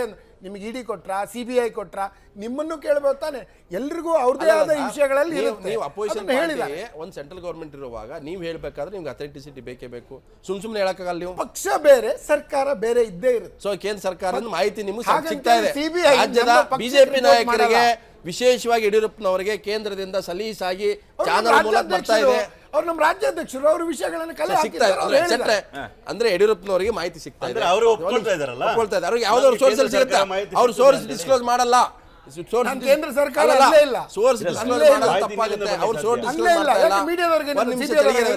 ಮಾಧ್ಯಮದಲ್ಲೂ ಕೂಡ ಅದಕ್ಕೆ ನಾವೇನಂತೀವಿ ಆಫ್ ದ ರಿಕಾರ್ಡ್ ಅಂತ ಹೇಳ್ತೀವಿ. ಸೊ ಹಾಗೆ ಯಡಿಯೂರಪ್ಪನವರು ಕೂಡ ಆಫ್ ದ ರಿಕಾರ್ಡ್ ಮಾಹಿತಿ ಸಂಗ್ರಹ ಮಾಡ್ಕೊಂಡಿದ್ದಾರೆ. ಅದು ಅಥೆಂಟಿಕ್ ಆಗಿರ್ಬೋದು. ಆ ಕಾರಣಕ್ಕಾಗಿ ಇಷ್ಟೊಂದು ಹೇಳ್ತಾ ಇದ್ದಾರೆ. ಅವ್ರಿಗೆ ಚುನಾವಣೆ 2018 ಬಾಕಿ ಇರೋದ್ರಿಂದ ಬೇಕಾದ ಸಿದ್ಧತೆ ಮಾಡ್ಕೊಳ್ತಾ ಇದ್ದಾರೆ. ಅವರು ಈ ರೀತಿ ಹೇಳುವುದರಿಂದ, ನೀವು ಕೇಳಿದ ಈ ರೀತಿ ಹೇಳುವುದರಿಂದ ಜನರಿಗೂ ಅಥವಾ ಇವನು ಬೇರೆ ವಿರೋಧ ಪಕ್ಷಗಳು ಯಾರು BJPಯ ವಿರುದ್ಧ ಇದ್ದಾರೆ ಇವರಿಗೆ ಹೇಗೆ ಇನ್ಫಾರ್ಮೇಶನ್ ಸಿಕ್ತು? ಇವರು ಈಗ ಪದೇ ಪದೇ ಮಿನಿಸ್ಟರ್ ಹೋಗ್ತಾರೆ, ಅವರು ರಾಜೀನಾಮೆ ಕೊಡ್ತಾರೆ ಅಂತ ಹೇಳುವಾಗ, ಇದು ಅವರು MP, ಅವರು ಸ್ಟೇಟ್ನಲ್ಲಿ ಇಲ್ಲದಿದ್ರು ಅವರು is A member of parliament. ಅಲ್ಲಿ ಹೋಗುವಾಗ ಅಲ್ಲಿಂದ CBI ಇಂದಲೋ ಅಥವಾ ಇನ್ಕಮ್ ಟ್ಯಾಕ್ಸ್ ಡೈರೆಕ್ಟರೇಟ್ ಇಂದ ಮತ್ತೆ ED ಎನ್ಫೋರ್ಸ್ಮೆಂಟ್ ಡೈರೆಕ್ಟರೇಟ್ ಕೊಡೋರು ಈ ಇನ್ಫಾರ್ಮೇಷನ್ ಕೊಟ್ಟು ಈ ರಾಜ್ಯ ಸರ್ಕಾರವನ್ನು ಜನರ ಅಪರಾಧಿ ಮತ್ತು ಅವರ ಇಮೇಜ್ ಅನ್ನು ಒಂದು ಕಳೆಗೊಂದಿಸುವಂತ ಒಂದು ಪ್ರಯತ್ನ ಮಾಡ್ತಾ ಇದ್ದಾರೆ. ಈಗ ಇನ್ನೇ ಇರ್ತಾರೆ, ಅವ್ರು ಹೇಳಿದ ಕೂಡಲೇ ಮಾಧ್ಯಮದವರು ಸಹ ಅದಕ್ಕೆ ಬಹಳಷ್ಟು ಪಬ್ಲಿಸಿಟಿ ಕೊಡ್ತೀರಿ. ಬಿಕಾಸ್ ಅಲ್ವಾ ಎಲ್ಲ ನಾಳೆ ಕುಮಾರಸ್ವಾಮಿ ಅಥವಾ ದೇವೇಗೌಡ ಅಥವಾ ರೇವಣ್ಣ, ಇವತ್ತು ನಿಮ್ಮ ಸರ್ಕಾರ ಕಾಂಗ್ರೆಸ್ ಸರ್ಕಾರ ಇದೆ ನಾಗರಾಜ್ ಅವರೇ, ಕಾಂಗ್ರೆಸ್ ಸರ್ಕಾರದಲ್ಲಿರ್ತಕ್ಕಂಥ ಅನೇಕ ಮಾಹಿತಿಗಳು ಕುಮಾರಸ್ವಾಮಿ, ರೇವಣ್ಣ ಅವ್ರ ಮನೆಯವರಿಗೆ ಎಲ್ಲರೂ ಸಿಗುತ್ತೆ. ನಾಳೆ ಪ್ರೆಸ್ ಮೀಟ್ ಮಾಡ್ತಾರೆ. ಮಾಧ್ಯಮದವರು ಅದನ್ನ ನಾವು ತಪ್ಪನ್ನಕ್ಕಾಗಲ್ಲ. ಅವ್ರಿಗೆ ಒಂದು ಸೋರ್ಸ್ ಇದೆ. ಈಗ ಯಡಿಯೂರಪ್ಪ ಒಂದು ಸೋರ್ಸ್ ಡಿಸ್ಕ್ಲೋಸ್ ಮಾಡಲ್ಲ, ಕುಮಾರಸ್ವಾಮಿ ನಾನು ಹೇಳ್ತೀನಿ, ಎಲ್ಲ ರಾಜಕೀಯ ಪಕ್ಷದವರು ವಿಷಯಗಳು ತಿಳ್ಕೋಬೇಕಾಗಿದ್ದು ಅವ್ರ ಕರ್ತವ್ಯ. ಅಪೋಸಿಷನ್ ಲೀಡರ್ ಆಗಿರ್ಬೇಕು, ವಿಷಯ ತಿಳ್ಕೊಳ್ಳೋದು ತಪ್ಪು ಅಂತ ಹೇಳೋದಿಲ್ಲ.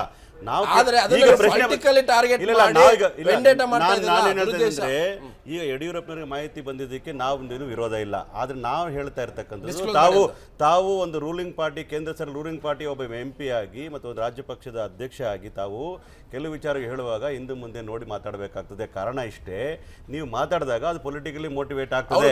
ಅಧಿಕಾರಿಗಳು ಅಧಿಕಾರ ಮಾಡ್ಲಿಕ್ಕೆ ಬಿಡ್ಲಿ. ಶಿವಕುಮಾರ್ ಅವರು ಯಡಿಯೂರಪ್ಪನವರು ಗಂಗಾ ನದಿಯಲ್ಲಿ ನಿಂತ್ಕೊಂಡು ಮಾತಾಡ್ತಾರದವರು, ಅದೊಂದಾಯ್ತಾ? ಖಂಡಿತ. ಇವತ್ತು ಒಂದೇ ಒಂದು ಬಾರಿ ಕರ್ನಾಟಕದಲ್ಲಿ ಅಧಿಕಾರ ಸಿಕ್ಕಿದ್ರು ಬಿಜೆಪಿ ಏನೋ ಅವ್ರು ಮಾಡದಂತ ಅನೈತಿಕ ಕೆಲಸಗಳು ಏನೋ ಅನ್ನೋದನ್ನ ಎಲ್ಲರೂ ನೋಡಿದ್ದಾರೆ. ಇವತ್ತು ಕ್ಯಾಶ್ಲೆಸ್ ಟ್ರಾನ್ಸಾಕ್ಷನ್ ಬಗ್ಗೆ ಇವ್ರು ಮಾತಾಡ್ತಾರೆ. ಆದ್ರೆ ಒಂದು ಕಡೆ ಯಾರು ಅಡ್ಡದಾರಿಯಲ್ಲಿ ದುಡ್ಡು ಮಾಡದಂತವ್ರು ಪ್ಲಸ್ ರಾಜಕೀಯ ಪಕ್ಷಗಳನ್ನ ಇದನ್ನ ಅದರಿಂದ ಹೊರಗಿಡ್ತೀರಲ್ಲ, ಫಸ್ಟ್ ನೀವು cashless charity starts from home ಅಂತ. ಮನೆಯಿಂದ ಮೊದಲು ಒಂದು ಪೊಲಿಟಿಕಲ್ ಪಾರ್ಟೀಸ್ ಕ್ಯಾಶ್ ಡೊನೇಷನ್ ತಗೊಳ್ಳೋದನ್ನ ನಿಲ್ಲಿಸಿ, Disclose ಮಾಡಿ ಆಮೇಲೆ ಅಂತ? ಮುಂದಕ್ಕೆ ಅದು ಯಾರು ಕೊಟ್ಟಿದ್ದಾರೆ? ಯಾವತ್ತು ಅಲ್ಲ, ಒಂದಿನ ನಮ್ಮ ರಾಹುಲ್ ಗಾಂಧಿ ಮತ್ತು ನರೇಂದ್ರ ಮೋದಿ ಅವರ ಭೇಟಿ ಆಗುತ್ತೆ. ಆ ಮೀಟಿಂಗ್ ಆಗಿದ ತಕ್ಷಣನೇ ಅನೌನ್ಸ್ಮೆಂಟ್ ಆಗುತ್ತೆ. ಕಾಂಗ್ರೆಸ್ ಬಿಜೆಪಿ ಎರಡೂ ಪಕ್ಷಗಳು ಒಂದೇ ನಾಣ್ಯದ ಎರಡು ಮುಖಗಳು ಅನ್ನೋದು ಜನರಿಗೆ ಗೊತ್ತಿದೆ. ಜನರಿಗೆ ಗೊತ್ತಿದೆ. ಯಾರು ದೋಸ್ತಿ ಮಾಡಿರೋದು, ಯಾರ ಜೊತೆ ಯಡಿಯೂರಪ್ಪನವರ ರಕ್ಷಣೆಗೆ ಯಾರು ನಿಂತಿದ್ದಾರೆ ಎಲ್ರಿಗೂ ಗೊತ್ತಿದೆ. ಅವರು ಬಾರಿ ಕೆಟ್ಟವರು ಅಂತ ಹೇಳ್ತೀರಾ, ಅಧಿಕಾರ ನೀವೇನ್ ಮಾಡ್ತೀರಾ? ಕೈ ಜೋಡಿಸೋದು ಒಳ ಒಪ್ಪಂದ ಮಾಡ್ಕೊಳ್ಳೋದು ಬಿಜೆಪಿ ಕಾಂಗ್ರೆಸ್ ಇಂದ ಜನ ಕಲಿಬೇಕು. ನೀವು ದಯವಿಟ್ಟು ಕಾಂಗ್ರೆಸ್ ಹೇಳಲಿಕ್ಕೆ ಬರೋದಿಲ್ಲ, ಕಾಂಗ್ರೆಸ್ ಅವಶ್ಯಕತೆ ಇಲ್ಲ ಬಿಜೆಪಿ ಮಾಡ್ಕೊಳ್ಳಿಕ್ಕೆ, ಬಿಜೆಪಿ ಮಾತಾಡ್ಲಿಕ್ಕೆ ಅವಶ್ಯಕತೆ ಇಲ್ಲ. ಆ ಸಬ್ಜೆಕ್ಟ್ ಬೇಡ, ನಾನು ನೇರವಾಗಿ ಆ ಸಬ್ಜೆಕ್ಟ್ ಬರೋಣ, ಮತ್ತಷ್ಟು ನಾನು ಚರ್ಚೆ ಮಾಡ್ತೀನಿ. ಈಗಾಗಲೇ ನಾವು ಮಾತಾಡ್ತಾ ಇದ್ದೀವಿ, ಪೊಲಿಟಿಕಲಿ ಟಾರ್ಗೆಟ್ ಅನ್ನುವಂಥದ್ದು ಇದು ರಾಜಕೀಯ ಪರಿಭಾಷೆ ಹೊಸ ಶಬ್ದ ಏನಲ್ಲ, ಅಥವಾ ರಾಜಕೀಯವಾಗಿ ಮುಗಿಸುವಂಥದ್ದು ಹೊಸ ಶಬ್ದ ಅಲ್ಲ. ಕಾಂಗ್ರೆಸ್ ಇದ್ದಾಗಲೂ ಮಾಡಿದೆ, ಬಿಜೆಪಿ ವಿರುದ್ಧ ಮಾಡಿದೆ, ಬೇರೆ ಸರ್ಕಾರಗಳಿದ್ದಾಗಲೂ ಮಾಡಿದೆ. ಆದರೆ ಈಗಿನ ಹಂತದಲ್ಲಿ ಮೋದಿಯವರು ಪಿಕ್ ಆ್ಯಂಡ್ ಚೂಸ್ ಮಾಡ್ತಾ ಇದ್ದಾರೆ ಅನ್ನೋಂಥ ಅನುಮಾನ ಕಾಡ್ತಾ ಇದೆ. ಮತ್ತೆ ಚರ್ಚೆ ಮಾಡ್ತೀನಿ. ಮೋದಿ ಟಾರ್ಗೆಟ್ ವಿಷಯ ಚರ್ಚೆಗೆ ಮತ್ತೆ ಸ್ವಾಗತ. ಕೊನೆ ಅಂತ ಹೇಳಿದ್ರೆ ಚಳಿಗೆರೆ ಅವರೇ, ಕರ್ನಾಟಕದಲ್ಲಿ ಬಿಜೆಪಿಗೆ ಚುನಾವಣೆ ಟಾರ್ಗೆಟ್ ಅಲ್ವಾ? ನಿಮಗೆ ಬಿಜೆಪಿಗೆ ಕರ್ನಾಟಕ ನೆಕ್ಸ್ಟ್ ಟಾರ್ಗೆಟ್ ಅಲ್ವಾ? 150+ ಏನು ವಿಷಯಕ್ಕೆ ಚುನಾವಣೆಗೆ 2018 ಆಯ್ತು, ಒಂದ ಆಯ್ತು. ಚುನಾವಣೆಗೆ Yes, ರಾಜ್ಯಸಭೆಯಲ್ಲಿ ನಿಮಗೆ ಅಲ್ಪಮ ಬಹುಮತ ಇಲ್ಲ ಅನ್ನೋದು ಗೊತ್ತಲ್ವಾ? ಹೌದು, ಸೊ ಎಐಡಿಎಂಕೆ ಬೆಂಬಲ ಬೇಕಲ್ವಾ? ಇರಬಹುದು, ನಂಗೆ ಗೊತ್ತಿಲ್ಲ ಅದನ್ನ. ಸೊ ಹಾಗಾದ್ರೆ ಉತ್ತರ ಪ್ರದೇಶದಲ್ಲಿ ಬಿಜೆಪಿ ಟಾರ್ಗೆಟ್ ಮಾಡಿದೆಲ್ಲ ಚುನಾವಣೆಗೆ? ಇಲ್ಲ, ನೀವು ಇದನ್ನ ಯಾವ ಆಂಗಲ್ ಅಲ್ಲಿ ಕೇಳ್ತೀರಾ? ಹೌದೌದು, ಅದೇ angle. ನೀವು ಪೊಲಿಟಿಕಲಿ ಆಸ್ ಅ ಪಾರ್ಟಿ ಹಗಲು ರಾತ್ರಿ ಟಾರ್ಗೆಟ್ ಮಾಡ್ತೀವಿ. ಈಗ ಸರ್ಕಾರ ಮಾಡ್ತಾ ಈಗ ಇದೆ, ವಿಶೇಷವಾದಂತ ಆಸಕ್ತಿ ಇದು ಇಡಿ ಸಿಬಿಐ ಮಾಡ್ತಾ ಇದೆ ಅನ್ನೋದು ಶುದ್ಧ ಸುಳ್ಳು. ಇದು ಇಲ್ವೇ ಇಲ್ಲ. ಇದು ಆಷಾಢ ಮುಗಿದ ಮೇಲೆ ಬಂದಿರತಕ್ಕಂಥ ತಿಂಗಳು ಆಗಿರೋದ್ರಿಂದ ಶೂನ್ಯ ಮಾಸ ನೆಕ್ಸ್ಟ್ ಶುರು ಆಗುತ್ತೆ. ಅದಕ್ಕಿಂತ ಮೊದಲೇ ಮುಗಿಸ್ಬಿಡ್ಬೇಕಂತೇಳಿ ಇದೇ ತಿಂಗಳಲ್ಲಿ ಮುಗಿಸ್ತಾ ಇದ್ರಿ ನೀವು.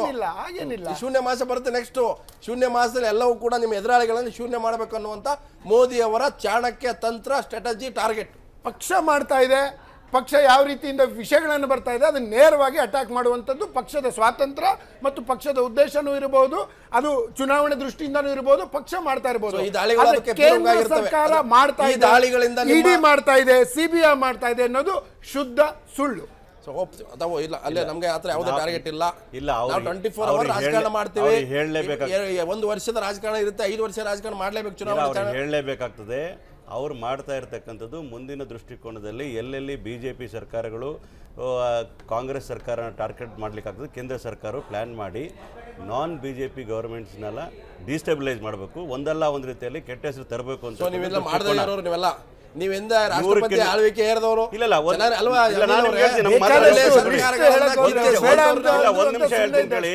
ನಾವು ನಡಿ ಇವರು ಮೋದಿ ಸರ್ಕಾರದವರು ಜನಗಳು ಒಂದು ಆಶಾಭಾವನೆ ಇಟ್ಕೊಂಡು ಮತ ಕೊಟ್ಟಿರ್ತಕ್ಕಂಥ ಪರಿವರ್ತನೆ ಇಲ್ಲ, ಅದು ಅಷ್ಟೇ ಬೇಕಾಗಿರೋದು. ಕಾಂಗ್ರೆಸ್ ಹೆಸರು ಬಂದಿಲ್ಲ, ಸಿದ್ದರಾಮಯ್ಯ ಹೆಸರು ಬಂದಿಲ್ಲ, ನೀವೇ ಬೇಜಾರು ಮಾಡ್ಕೊತಾ ಒಳ್ಳೆದಾಯ್ತು. ನಮ್ಮ ರಾಹುಲ್ ಗಾಂಧಿ ಅವರು ಹೇಳಿದ್ದಾರೆ, ಸಹಾರಾ ವಿಚಾರದಲ್ಲಿ ಅವ್ರು ಎಷ್ಟು ದುಡ್ಡು ಟ್ರಾನ್ಸಾಕ್ಷನ್ ಮೋದಿ ಮೇಲೆ ಅಲಿಗೇಷನ್ ಆಗಿದೆ, ಅದು ತನಿಖೆ ನಡೀತಾ ಇದೆ. ಇವತ್ತು ಮಾಡ್ರಿ, ಯಾರು ಮಾಡಬೇಕು? ನೀವು ಮಾಡಬೇಕಾಗ್ತದೆ.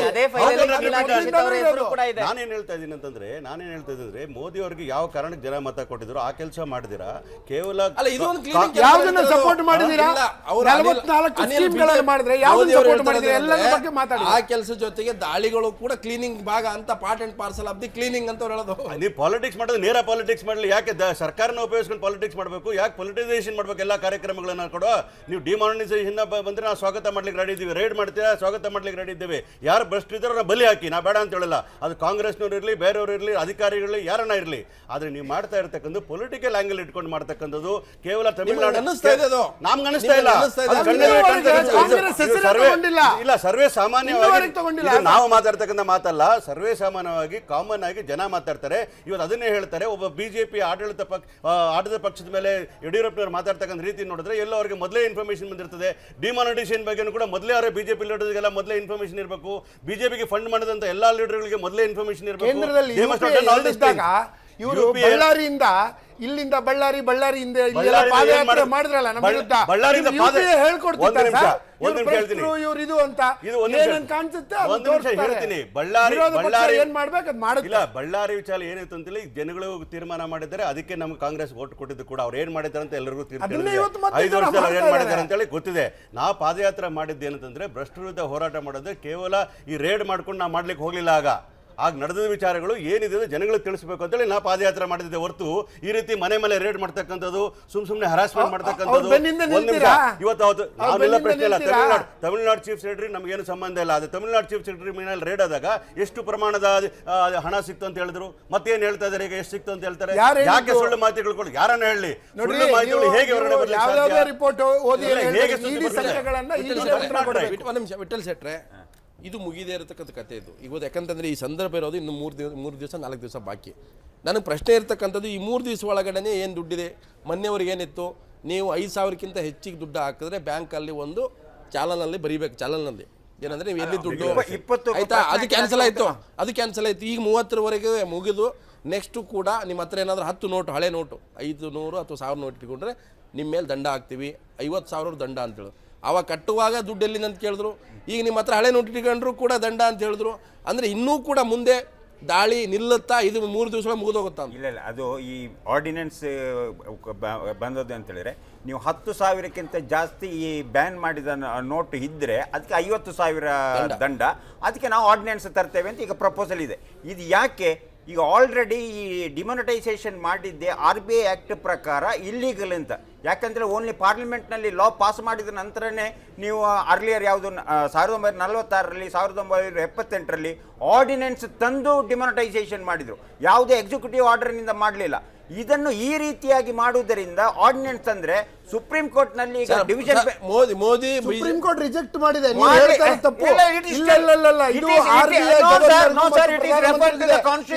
ಇಲ್ಲ, ಸುಪ್ರೀಂ ಕೋರ್ಟ್ ಹೇಳಿದೆ ಯಾವುದೇ ರೀತಿಯ ಸ್ಟೇ ಆರ್ಡರ್ ಕೊಡಲ್ಲ. It's wrong information. ಸ್ಟೇ ಕೊಡಲಿಲ್ಲ. Hearing is still pending refer to the constitutional bench. Constitutional bench legality ಮಾಡಿದೆ. ಅದನ್ನ ಅವಾಯ್ಡ್ ಮಾಡಲಿಕ್ಕೆ ಗವರ್ನರ್ ಗೆ ಸ್ವಾತಂತ್ರ್ಯ ಇದೆ. ತಪ್ಪು ಇನ್ಫಾರ್ಮೇಷನ್ ಕೊಡ್ತಾರೆ. ಅದರ ಬಗ್ಗೆ ನಿಮಗೆ ಸರಿಯಾಗಿ ಗೊತ್ತಿಲ್ಲ. ನಿಮಗೆ ಅದರ ಬಗ್ಗೆ ಸರಿ ಮಾಹಿತಿ ಗೊತ್ತಿಲ್ಲ. It still pending in the Supreme Court refer to the constitutional. Supreme Court 2 ಬಾರಿ ಇದನ್ನ ತಿರಸ್ಕರಿಸಿದೆ. That is different. ನಿಮ್ಮ ಪ್ರಶ್ನೆಗೆ ಉತ್ತರ ಕೊಡುವುದಿದ್ರೆ ನನ್ನ ಪ್ರಶ್ನೆ ಇರೋದಷ್ಟೇ, ಈ ಒಂದು ದಾಳಿಯ ಹಿಂದೆ ಮೋದಿಯವರಿಗೆ ಚುನಾವಣಾ ರಾಜಕಾರಣದ ವಾಸನೆ ಇದೆಯಾ ಅನ್ನೋದೊಂದು, ಮತ್ತೆ ಪ್ರಾಮಾಣಿಕವಾಗಿದ್ರೆ ನೀವ್ ಯಾಕೆ ಹೆದರ್ತೀರಿ ಅನ್ನೋದು ಎರಡಿದೆ. ಒಂದು ಇಲ್ಲಿ ಪ್ರಾಮಾಣಿಕ ಅಂತಾರೆ. ಈಗ ಡಿಮಾನಿಟೈಸೇಷನ್ ಯಾವಾಗ ಬಂತು?